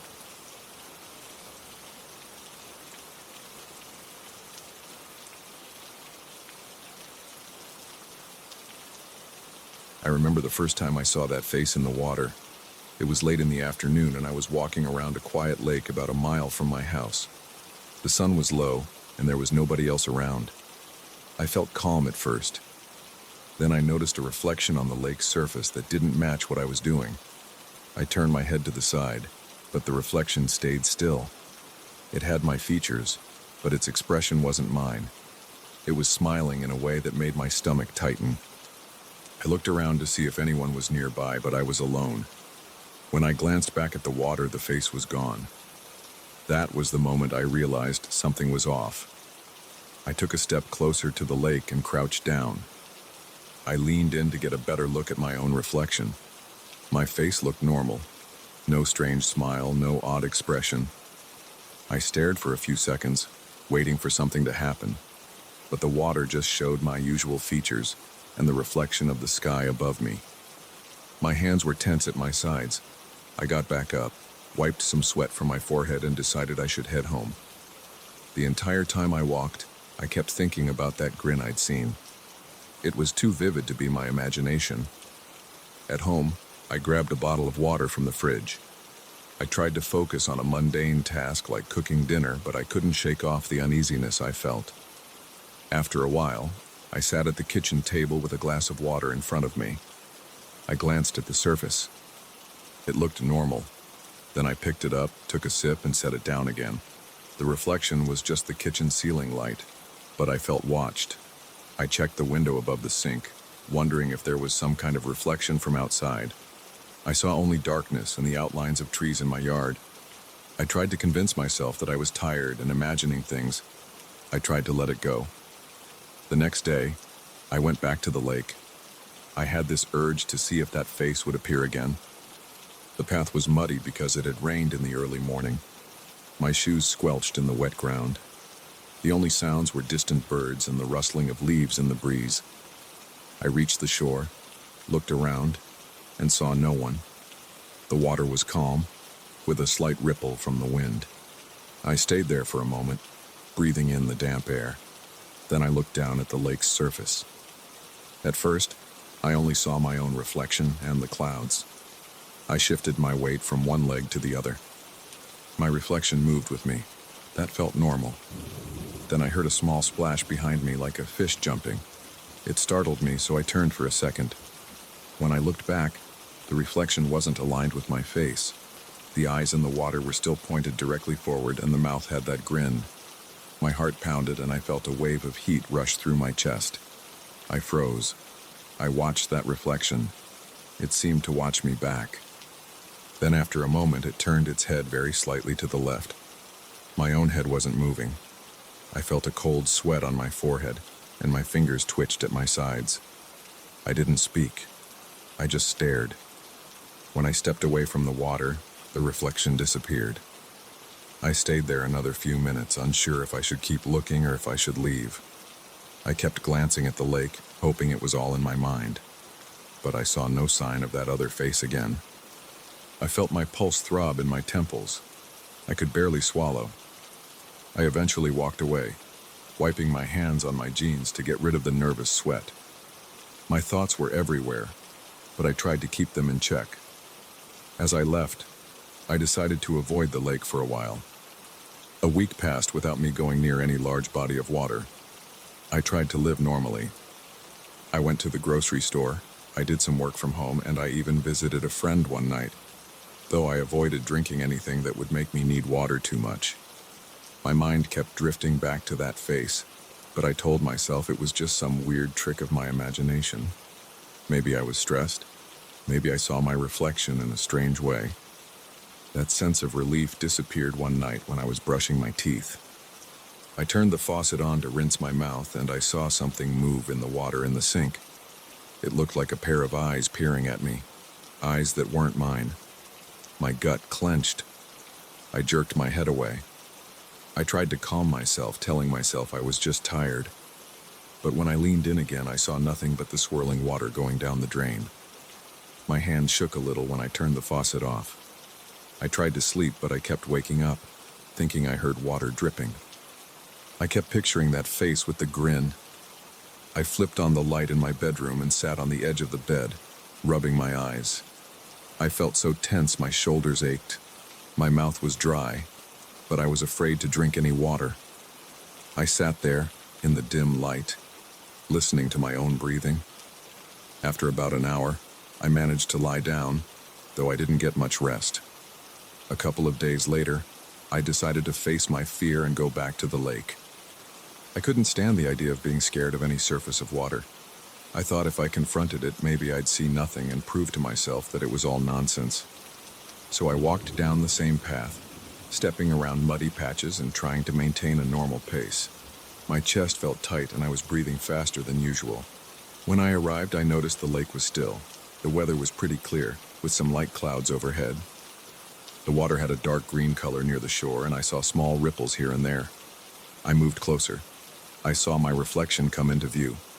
I focused on the details: my eyebrows, my hair, my nose. Everything seemed correct. Then I saw the reflection's mouth curling up into that smile, even though my lips were pressed together. My knees felt weak. I almost stumbled backward. I stared at the reflection. Its eyes were on me. I felt a heavy pressure in my chest, like my body was telling me to run, but my mind was stuck. I leaned in and I opened my mouth to speak. My voice came out shaky. "What do you want?" I asked. The face didn't respond. It kept smiling. Its lips curled in a slow motion as if it was savoring the moment. I waited, hoping for a voice, for some reaction, but I only heard the wind and my own heartbeat. I knelt down, letting my knee press into the damp ground. I tried to keep my voice steady. "Can you hear me?" Silence. The reflection just stared. Then, with a slow tilt of the head, it raised its eyebrows. My heart hammered so hard I thought my chest might burst. I couldn't move my arms or legs for a few seconds. I only managed to stand up when a twig snapped somewhere behind me, snapping me out of my trance. I turned around fast. There was no one there, just the wind and the trees. When I looked back to the water, the face was gone. My reflection was normal again. I left the lake in a rush. My shoes kicked up dirt as I practically jogged back to the main road. My mind was racing with questions I didn't want to answer. Was it a hallucination? Some trick of the water? But the expression I saw was too vivid. It felt real. The walk home felt like it took forever. I kept avoiding puddles. I didn't want to see any reflection. When I got back to my house, I went straight to the bathroom. I kept the lights off. I didn't want to see my face in the mirror above the sink. I turned on the shower, careful not to look at the water. I stood under it, feeling the hot water run down my neck. I closed my eyes most of the time.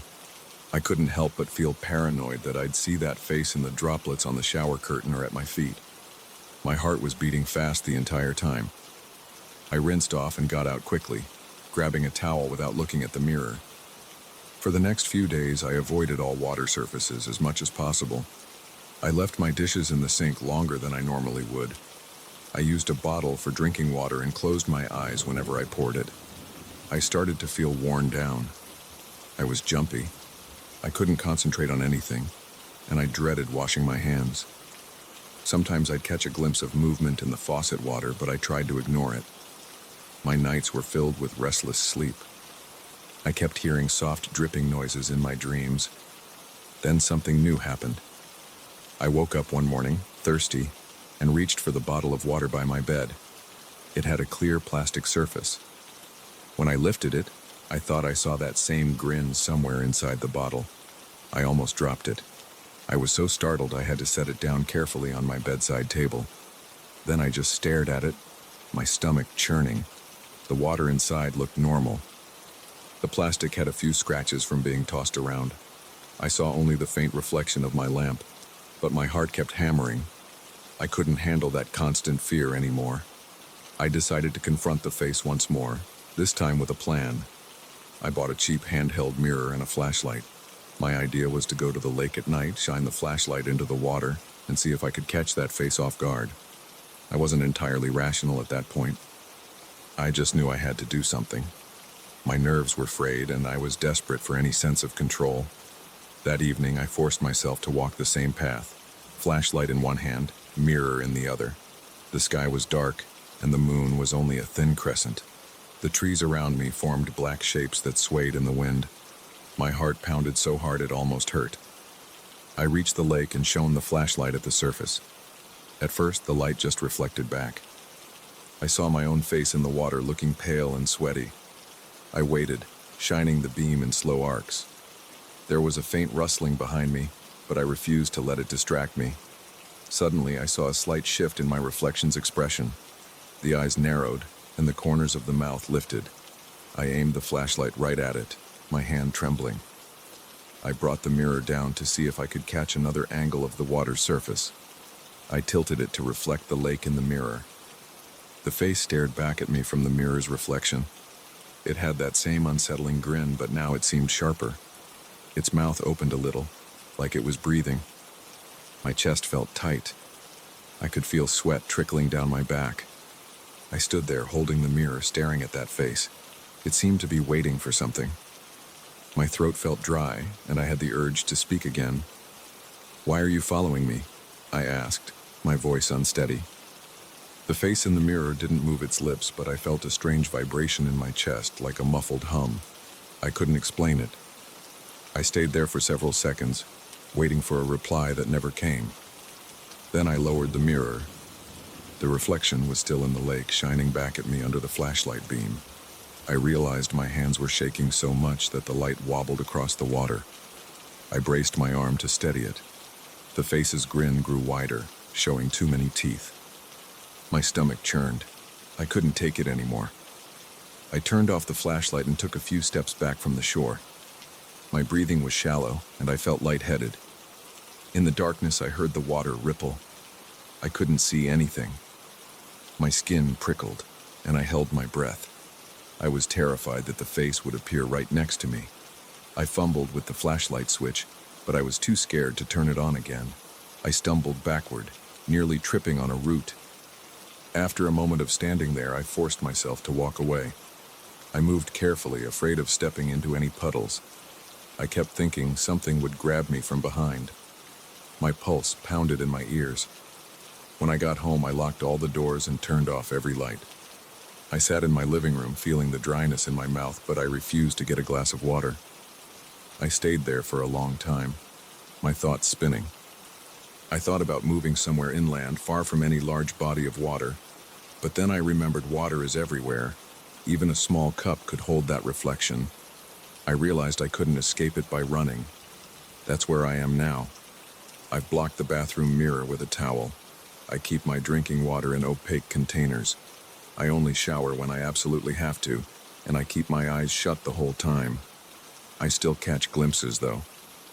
In the condensation on a window, in a stray puddle after rain, in the glass at a restaurant if I'm careless. The face is still there, waiting.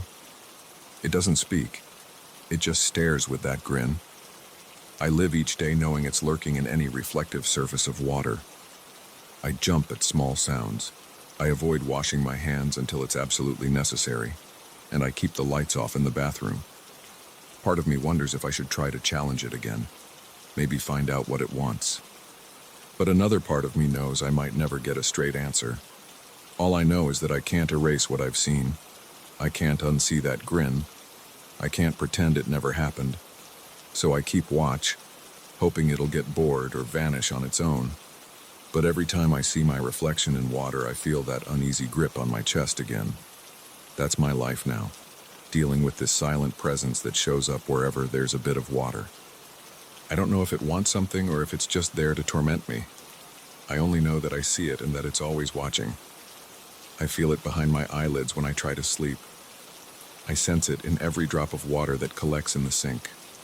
I live in a constant state of tension, never fully relaxed, never free. It's like I'm sharing my existence with something that doesn't belong in this world.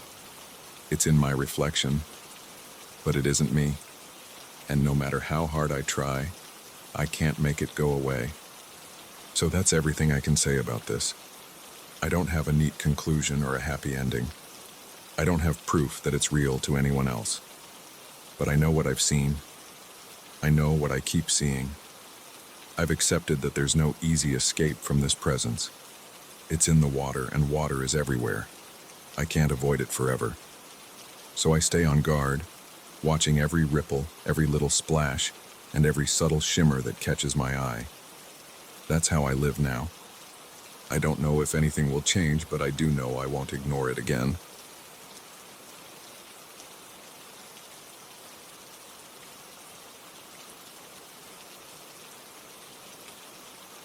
I never thought my own shadow could scare me.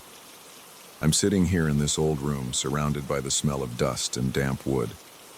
My palms won't stop sweating. and I keep glancing at the walls, wondering if it's going to happen again. I'm going to describe everything that led me to this moment because I don't know how much longer I can stay here. This all started when I moved into a large shared house about 2 weeks ago. I wanted to save money, so I rented a simple room on the second floor. I had no real expectations. I just needed a bed, a desk, and some quiet at night. On my first day, I noticed the size of the house right away. It has an old wooden staircase, a few long hallways, and a bunch of rooms rented to different people. Most of them keep to themselves. I haven't spoken to many of the tenants. I see them in the kitchen sometimes, but nobody seems eager to chat. That was fine with me. I wanted a quiet place to focus on work. I set up my things in my room. The wallpaper had some peeling edges. The window looked out onto the backyard, which is mostly just a patch of overgrown grass. My door has a simple lock, and there's a small closet with a creaky door. At first, I didn't notice anything weird. I just unpacked my clothes, set my laptop on the desk, and got comfortable. The first night, I heard regular old house noises, pipes banging, floorboards groaning under someone's footsteps, and distant voices. The walls aren't thick, but I'm used to city noise, so it didn't bother me. The second night, I decided to work late on some spreadsheets. I turned off the overhead light and used a small lamp near my desk. I found the overhead light too bright, and I like to work in a dim environment. At some point, I got up to stretch. The lamp was behind me, so my shadow appeared on the wall. It moved as I moved, nothing unusual. I went to the bathroom, came back, and then turned the lamp off. The room was dark. I got ready to sleep. That was when I spotted something on the wall. At first, I thought my eyes were playing tricks on me. It looked like a shadow, shaped like me, on the wall. But the lamp was off, and the hallway light was too faint. There was no direct beam to create a defined silhouette. I stood still, and my shape on the wall stood there too. It didn't fade or shift. I felt my chest tighten. I blinked. Then I stepped back toward the window. The shape stayed on the wall. It didn't follow me. It remained near the spot where I had been standing. I was tired, so I muttered something to myself about illusions. I tried switching the lamp on again. The normal shadow reappeared where I expected it to be, blending with that darker shape. I turned the lamp off once more, and there it was again, a clear outline of my body on the wall, not moving. I felt uneasy, but I figured I just needed sleep. I lay in bed, facing the wall so I wouldn't see it. After a while, I dozed off. The next morning, the wall was normal. There was no trace of anything. I almost laughed it off. I went to work, ate dinner out, and came back late. I went straight to my room. Everything was quiet. My phone battery was dead, and I realized I'd left my charger at work. I sat in bed, bored. The overhead light hurt my eyes, so I switched it off again. I sat there in darkness. Then I caught a glimpse of movement to my left. It was the same silhouette. I saw it shifting across the wall. This time I knew something was wrong because there was no light source. I wasn't casting any shadow on my own. Yet I saw my shape on the wall, about 6 feet away from me. My heart started pounding. My throat felt dry. I got up and stepped toward it. The outline moved a few inches, as if adjusting itself, but it didn't match my movements. It looked like my body shape, but it was acting on its own. I whispered something like, "What the hell are you?" I know that sounds stupid, talking to a shadow, but I had no idea how else to react. It didn't respond, obviously, but it raised its arm. It was still a shadow on the wall, but I could see a distinct arm shape pointing toward a corner of the room near the closet. There's a small section of the floor there that's covered by a loose board. I stared at that corner for a moment. The shadow kept pointing. I stepped closer to the corner. The floor creaked. My stomach felt tight. I didn't want to open that loose board, but I couldn't ignore the feeling that I had to see what was underneath. I gently lifted the board. I coughed from the dust. Beneath it, there was a small gap with a few random nails, but I also saw something else. There was a symbol carved into the wood underneath. It looked like a simple circle with a line through it, but it had tiny marks around the edges. I reached in and touched the carving. The wood felt cold. I rubbed off some dust.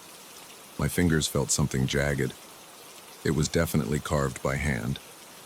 I heard a low sound like a quiet rumble. I turned around. The shadow was still on the wall, arm lowered now. It looked like it was waiting, but it had no face, no features, just the shape of my body. I felt my pulse racing. I put the board back in place and stood up. The shadow moved across the wall, sliding slowly. It raised its other arm. This time, it pointed at the far side of the room near the window. The wallpaper there is old and peeling, so I walked over, not sure why I was obeying it. I peeled back a corner. The paper tore easily. Underneath, the plaster looked damaged. I spotted another symbol scratched into the surface. It was the same circle with a line, only bigger. I used my fingernail to dig around the edges. I saw more of those tiny marks around the circle. They were arranged in a pattern I couldn't figure out. The shadow on the wall seemed to tremble a little, like it was pleased or excited. I felt a chill on my neck. I was drenched in sweat and my hands were shaking. I pressed my ear to the wall. I don't know what I expected to hear, but everything was silent. I stepped back and watched the shadow. It lowered its arm again, then it placed both hands on its hips like it was waiting. I took a few deep breaths. I couldn't believe what was happening. My own shadow was showing me hidden carvings. There was no reason or logic to any of this. I slowly reached for the lamp. I was sure if I turned it on, the shadow would vanish. I flipped the switch. The moment the light filled the room, the strange silhouette disappeared, replaced by my normal shadow on the floor and wall, which matched my position and movements. I stood there, panting. After a minute, I turned the lamp off again. The wall was empty. Nothing else showed up. It took me a while to calm down enough to sleep, but eventually exhaustion hit me and I passed out. The next few days were tense. During the daytime, I acted normal. I saw some other tenants in the hallway. One or two of them said hi, but I didn't mention anything about the shadow. I stayed late at work, afraid of coming back to the dark room, but I had no other place to go. The rent was cheap, and I didn't have enough savings to move again right away. So I returned each night, telling myself I would just keep the light on until I fell asleep. That worked for a day or two. Then one night I woke up around 2 a.m. I had apparently turned off the lamp in my sleep. My room was dark. My eyes adjusted.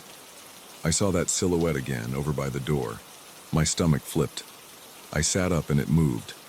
It raised its arm, pointing again. I realized my mouth was dry, so I swallowed. I walked where it directed me, which was the wall near my desk. There's a little portion of the baseboard that's detached from the wall. I knelt down, pried it open, and found another carving. This one was bigger, with more lines and strange shapes around the main circle. I ran my hand over it. The wood felt rough and a splinter stuck into my palm. I winced.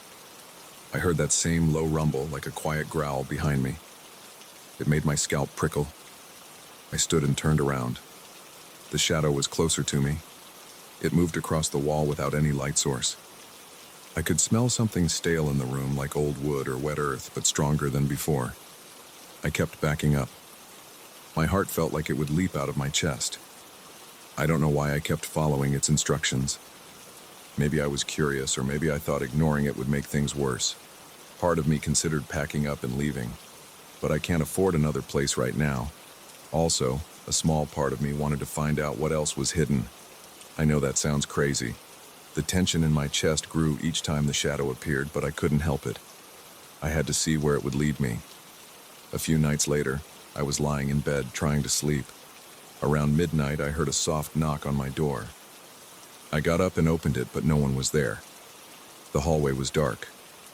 I peeked out. Nothing. I closed the door, locked it, and turned around. The shadow was on the wall again. It moved in a way I hadn't seen before. It blended into the corner, then slid across the ceiling. I felt a wave of nausea. I turned on my phone flashlight, shining it at the wall. The shadow still remained, ignoring the light. It pointed at a spot near the closet.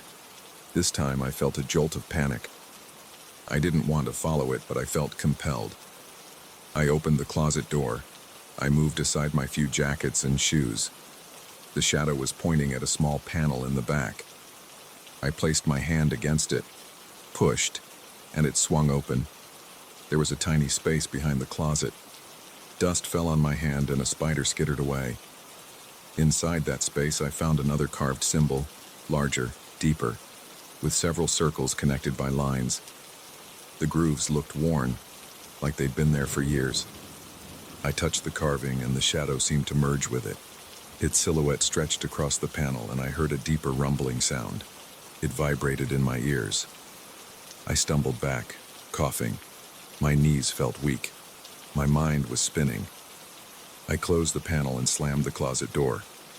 I flicked on the overhead light. The shadow vanished again, but I still felt shaky. My breath came in short gasps. I sat on my bed, trying to steady myself. I could still feel that vibration in my chest. Over the next hour, I paced the room. I looked at each spot where I'd found these symbols. I tried to piece them together. I saw small cuts in the wood, small lines that connected from one symbol to the next, as if there was some pattern running through the walls and floor. My gut churned. I had no idea what these inscriptions meant, and I was terrified of what might happen if I kept discovering them. The shadow obviously wanted me to keep going. Each time I found another symbol, it seemed to merge with it, producing that low growl. I didn't know if it was in pain or if it was excited. I tried not to think about that. I just wanted to sleep. But I couldn't. Now, I'm sitting here, recalling what happened 3 nights ago when I last saw the shadow. That night it pointed toward the hallway door, as if telling me to leave my room. I unlocked the door, stepped into the hallway, and saw it on the wall again. It moved toward the far end of the corridor. I followed, my legs trembling. I was worried someone else would come out of their room and see me creeping around in the dark. But nobody did. I walked slowly, my feet quiet on the old floorboards. The shadow led me to a small closet in the hallway where the cleaning supplies are kept. I opened it. There was a shelf with a few bottles of detergent.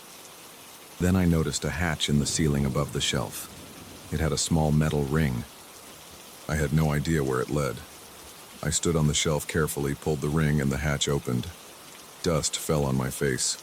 I coughed, wiping my eyes. I shined my phone flashlight inside. There was a cramped crawl space up there. I saw a few exposed beams. The shadow's silhouette kept moving across the closet wall, urging me to climb up. I felt dizzy with fear. My heart hammered. I nearly turned around. But something inside me said I was already too deep. I hoisted myself up into the crawl space. My back scraped against a beam. I shone my flashlight in front of me. On one of the joists, there was another symbol carved into the wood, bigger than any I'd seen before. This one had 3 concentric circles with lines branching out like spokes on a wheel. I touched it. The wood felt damp. My fingers sank into the grooves, and the shadow crept across the opening behind me. That rumbling sound got louder. I felt it in my teeth. It pulsed, then faded. I climbed back down, shaking. I hurried to my room, locked the door, and sat on my bed. My skin was icy. My breath came in quick bursts. I kept the overhead light on all night. The next morning, I noticed my eyes were bloodshot from lack of sleep. My hands wouldn't stop trembling. I went to work, trying to focus on normal tasks, but my mind kept going back to those carvings and that independent shadow. Now it's late again. I'm in my room, the lamp on. I'm not sure if I want to see the shadow. Part of me wants to uncover more symbols, to piece them together. But I'm scared. I'm scared that the shadow will demand more, that it will lead me deeper into this house, that it will keep showing me those strange inscriptions until something else happens. I don't know what that could be. I don't want to find out. But I keep looking over my shoulder at the walls. The darkness in the corners seems thicker. I can almost feel the shadow lurking, ready to appear. My body is tense. My heart is pounding. I'm writing this because I don't know if I'll leave tomorrow or if I'll stay. I can still smell that damp, stale odor. It's like it's seeping out of the floorboards. My shoulders ache. My head is throbbing and my eyes burn from staring at every corner. I keep expecting that shape to slide across the wall again. My mind is racing, trying to decide what to do. I might pack up what little I have and go to a motel. Then again, I'm short on money and I hate admitting that I'm too afraid to stay. I'm also worried that if I run away, I'll always wonder what those symbols meant. The shadow clearly wanted me to see them. But why? I don't have answers. All I know is that this feels dangerous. My body is telling me to run. My legs are shaking just thinking about it. But my hands are itching to pry up more floorboards and check behind more wallpaper. I can't shake that impulse. Something about those carvings feels unfinished, like there's a bigger pattern hidden throughout the house. Right now, I'm sitting on my bed, writing all of this down. The hallway outside is quiet. The rest of the tenants must be asleep or out. I keep glancing at the door, expecting to see my shadow slip underneath it. My heart jumps at every creak in the floor or rustle of the wind outside. I've never felt this kind of tension in my body, like my muscles are ready to snap. I'm breathing faster, trying to calm myself. I can't ignore the possibility that the shadow could appear at any second. It's guiding me towards something, but I don't want to see it tonight. I need to rest. My eyes sting with exhaustion. My chest feels tight. I'm rubbing my temples, trying to get rid of a growing headache. I can't handle another confrontation right now. I've locked the door, turned on every light in the room, and closed the curtains. That shadow should have no reason to appear. There's no darkness here, but my gut tells me that normal logic doesn't matter to it. If I stay another night, I might see more carvings. I might find that the entire house is covered with them. I might see the shadow do something worse than just point. It might try to lead me somewhere else in the house, maybe to the basement or the attic. I'm terrified of what I'll find if I follow it again. My thoughts are racing in circles. I'm sweating, even though the room is cool. I don't know how to end this story because I'm living it right now. This is the truth as I know it. There's a shadow here that looks like me but moves on its own. It shows me hidden symbols carved into the walls and floors of this old house. It merges with them, making a rumbling sound. I feel like it's pushing me toward a final discovery, but I don't know what that will be. I'm tired, my mind is scattered, and I'm afraid. I want to leave, but I also feel compelled to stay. I can't shake the idea that if I go, the shadow will follow me wherever I end up. So I'm left with two choices: follow it again and learn more, or pack up my stuff in the middle of the night and find somewhere else to sleep.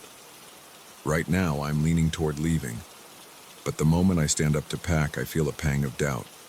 My muscles tighten and I pause. I keep looking at the wall, waiting for the shadow to show itself and point to another hidden symbol. My hands are shaking, and my heart is pounding.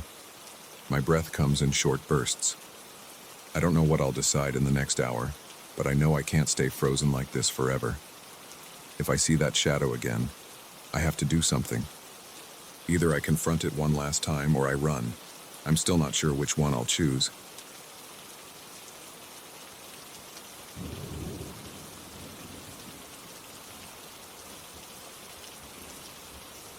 I heard the tapping first.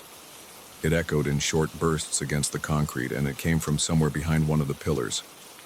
I froze for a second because it didn't sound random. It sounded steady, like a pattern someone was making on purpose. I was in that parking garage alone, and it was after midnight. I hadn't seen a single person since I parked my car. My pulse jumped right away. My eyes darted around, searching for any movement or any sign of another person. I saw nothing but rows of cement columns and a few scattered cars with tinted windows. Everything else looked still. The tapping stopped for a moment, then started again, louder this time, as if it was following me. I gripped my phone tight in my hand and walked slowly, keeping my steps as quiet as I could. I thought maybe some maintenance worker was down there, or maybe some random person was messing around. The place was mostly empty, but there was always a possibility that someone else had parked in a hidden corner. The tapping moved from one column to the next. I tried to pinpoint the source. The sound bounced along the concrete walls, so it was hard to locate it. My stomach churned with a sense of dread. I told myself to keep calm, so I inhaled and exhaled slowly. My breathing felt loud in my ears. I stepped around a column and aimed my phone's flashlight at the wall. I saw nothing. I looked up at the ceiling. I saw pipes, dim overhead lights, and some cables, but nothing that could make that knocking noise on its own. The air smelled like engine oil and damp concrete. It stuck in my nostrils and reminded me of old parking garages from my childhood, but I pushed that memory out of my head. I didn't want to think about anything except figuring out what was going on right then. I called out, "Hello? Is someone here?" My voice bounced off the walls. I heard it come back at me, but nobody answered. The tapping paused for a few seconds, and then it started again on the other side of the garage. I turned quickly and felt a spike of adrenaline in my chest. I followed the sound. My footsteps echoed on the concrete floor, and every step made me feel more certain that I wasn't alone. Yet, I saw no sign of a person. No movement, no shoes, no silhouette other than mine. The entire place felt wrong, and that sense of being observed clung to me. As I got closer to the next row of columns, I noticed a faint shadow near the far end. It was tall, stretched out along the ground, like it belonged to someone standing at the edge of the light. I raised my phone and aimed the flashlight toward it, but the shadow faded. My heart raced. I rushed forward, hoping to catch whoever was there, but when I got to that spot, there was nobody. My shoes scraped on the floor, and I looked in every direction. Nothing. My reflection in the side mirror of a nearby car caught my eye. My face looked pale, and I could see a slight tremor in my hand. I told myself it was just my imagination, or maybe a trick of the dim light. Still, I couldn't shake off the feeling that something was toying with me. I kept walking, not sure what else to do. I wanted to find a stairwell or an elevator to get out of there, but I also felt some urge to figure out what was happening. A small part of me wanted to run right to my car, turn on the engine, and drive away. But I also felt an odd need to confront this thing or person or whatever it was. My chest felt tight. The only sounds I heard were my footsteps and the distant hum of the ventilation system. Then, out of nowhere, the tapping started again, this time right behind me. I turned around so fast that I almost lost my balance. My phone's flashlight beam trembled against the wall. I expected to see someone there, but I saw only a pillar and some empty space. I stepped backward, feeling tension build in my shoulders. I tried to reason with myself. Maybe it was a pipe or some mechanical system, but it didn't sound like that. It sounded too deliberate, too rhythmic. I decided to move toward the center of the garage where there were more lights. As I walked, I kept glancing around. My neck felt stiff from turning so much. My stomach was churning and I could feel sweat forming on my back. When I reached the central area, the lights were brighter, but that only showed me more empty spaces and more columns. I glanced at the mirrors on the walls. Some garages have those curved mirrors so drivers can see around corners. My reflection looked off somehow. I lifted my arm slowly and the reflection followed, but there was a slight delay, like a 1-second lag. I blinked hard and raised my arm again. I saw a quick lag in the mirror. That sent a chill through my entire body. I stepped closer to the mirror and stared at myself. My face looked tense, my eyes wide. I waved both hands. The reflection responded, but it was just a fraction of a second too late. I took a step back, and the reflection repeated my move a moment after. It felt unnatural. I touched the mirror with my fingertips. It felt cold and smooth, just like glass. There was no distortion, except for that slight delay. I pulled my hand away, and I felt like I was going to throw up. My brain couldn't process what I was seeing. I knew mirrors weren't supposed to do that. I looked around again, hoping to see if maybe it was a glitch in the lighting or some weird effect, but it didn't feel like an illusion. It felt real and impossible. My reflection stood there, staring back even when I wasn't doing the exact same expression. I swear I saw its eyebrows furrow slightly, even though I hadn't changed my expression yet. I backed away and bumped into a cement pillar. The tapping noise started again, this time from above. I pointed my flashlight up, but I saw no catwalk, no second floor at that exact spot, nothing that explained the sound. I breathed through my mouth, trying to calm down. My heart hammered in my chest and my palms felt clammy. Every muscle in my body felt tense. My pulse throbbed in my ears. I started moving through the rows of parked cars, looking for a working elevator or a stairwell door that wasn't locked. I passed by a few vehicles covered in dust. A single exit sign glowed at the far end, but it looked too far away.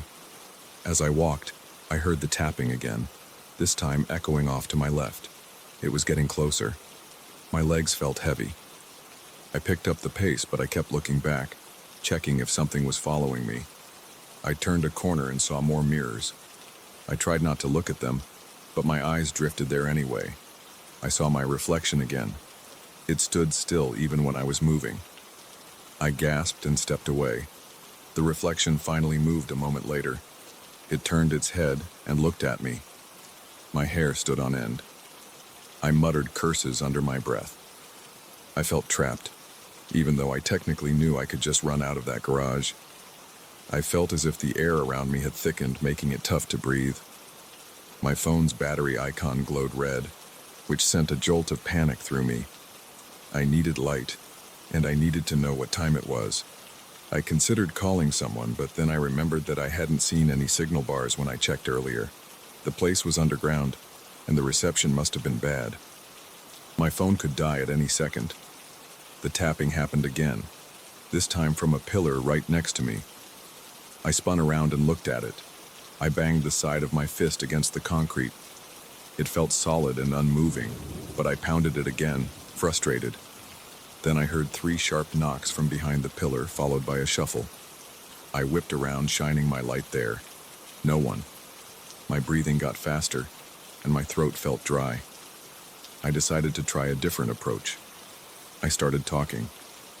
"Hey, who are you? What do you want?" I got no answer, just more taps, spaced out like a response.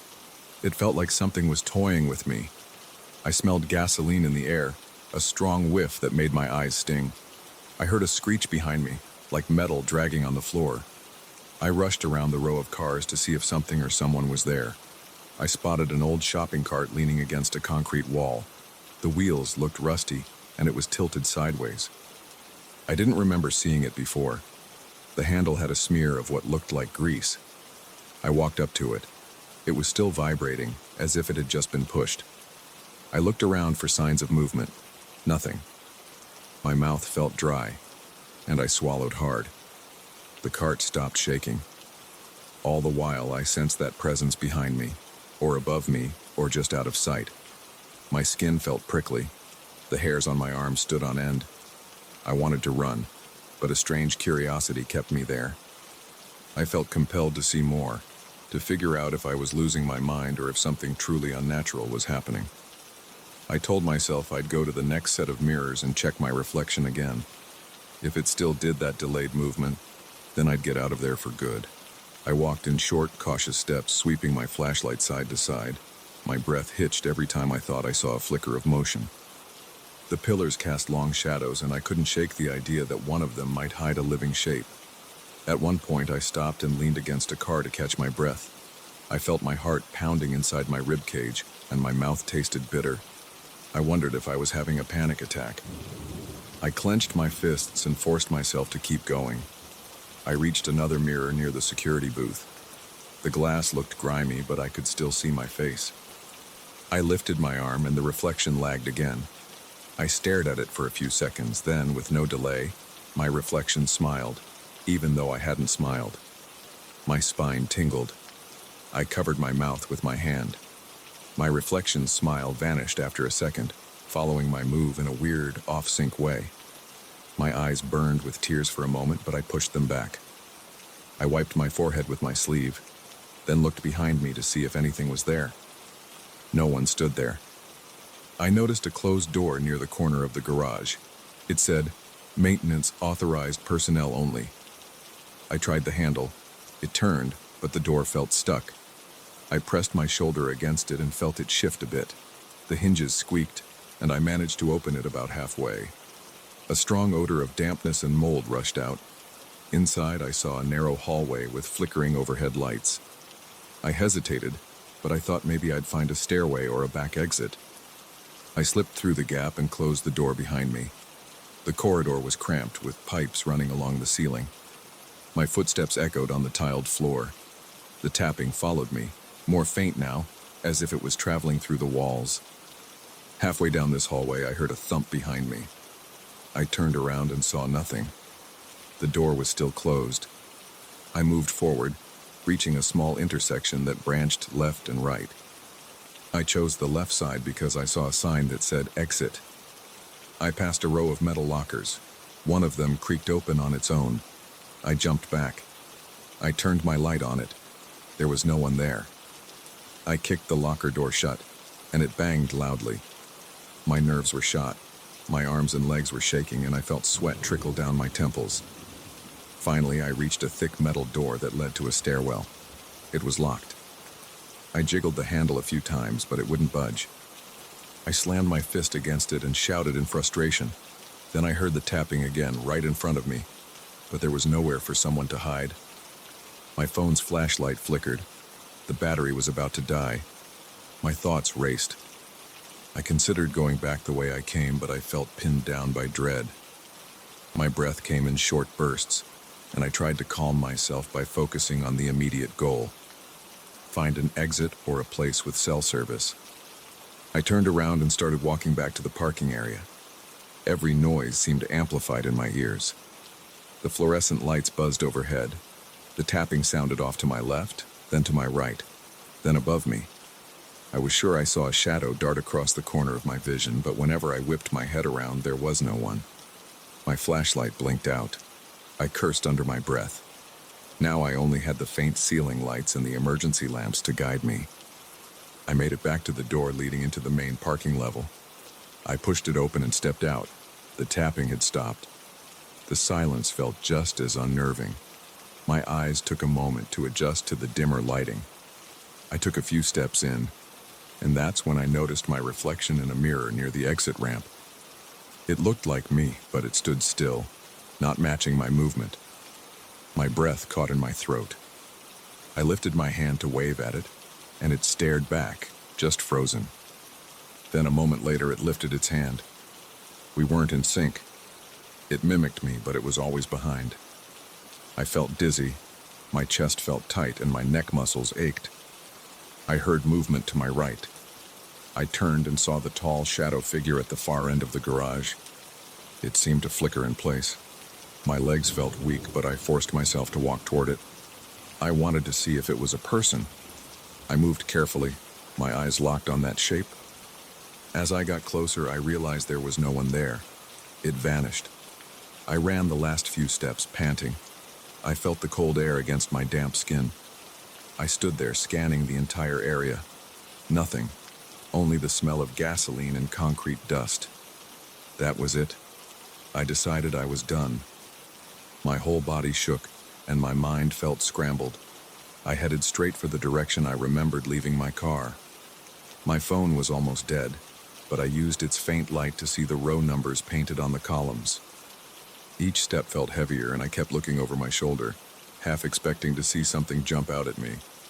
The taps didn't start again, but I felt that strange energy in the air, like the silence was just waiting to break.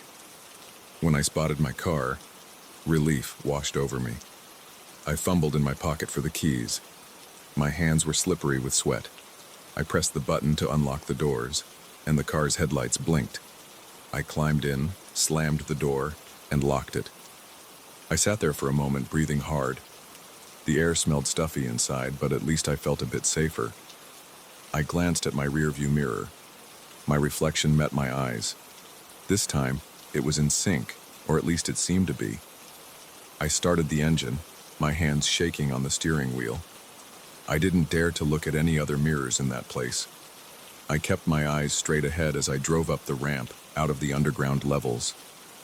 I left that place feeling drained. My muscles ached and my head pounded with the pressure of trying to figure out what I had just experienced. I drove in silence, my mind racing. But one thing felt certain. Whatever was happening down there wasn't normal, and it felt like it wanted me to stay, to keep searching. Part of me regretted not pushing further. Another part of me felt relief that I managed to get out without losing my sanity. I don't know if I'll ever go back. I might have to someday, but right now, I just want to stay as far away as possible from that tapping, that moving shadow, and that reflection that didn't follow my movements. I still feel like something attached itself to me down there. Even now, whenever I pass by any reflective surface, I glance at my reflection, checking if it's matching my moves in real time. So far, it has. But in the back of my mind, I keep thinking about those taps, that shadow, and the weird delay. And I wonder if I ever really left it behind.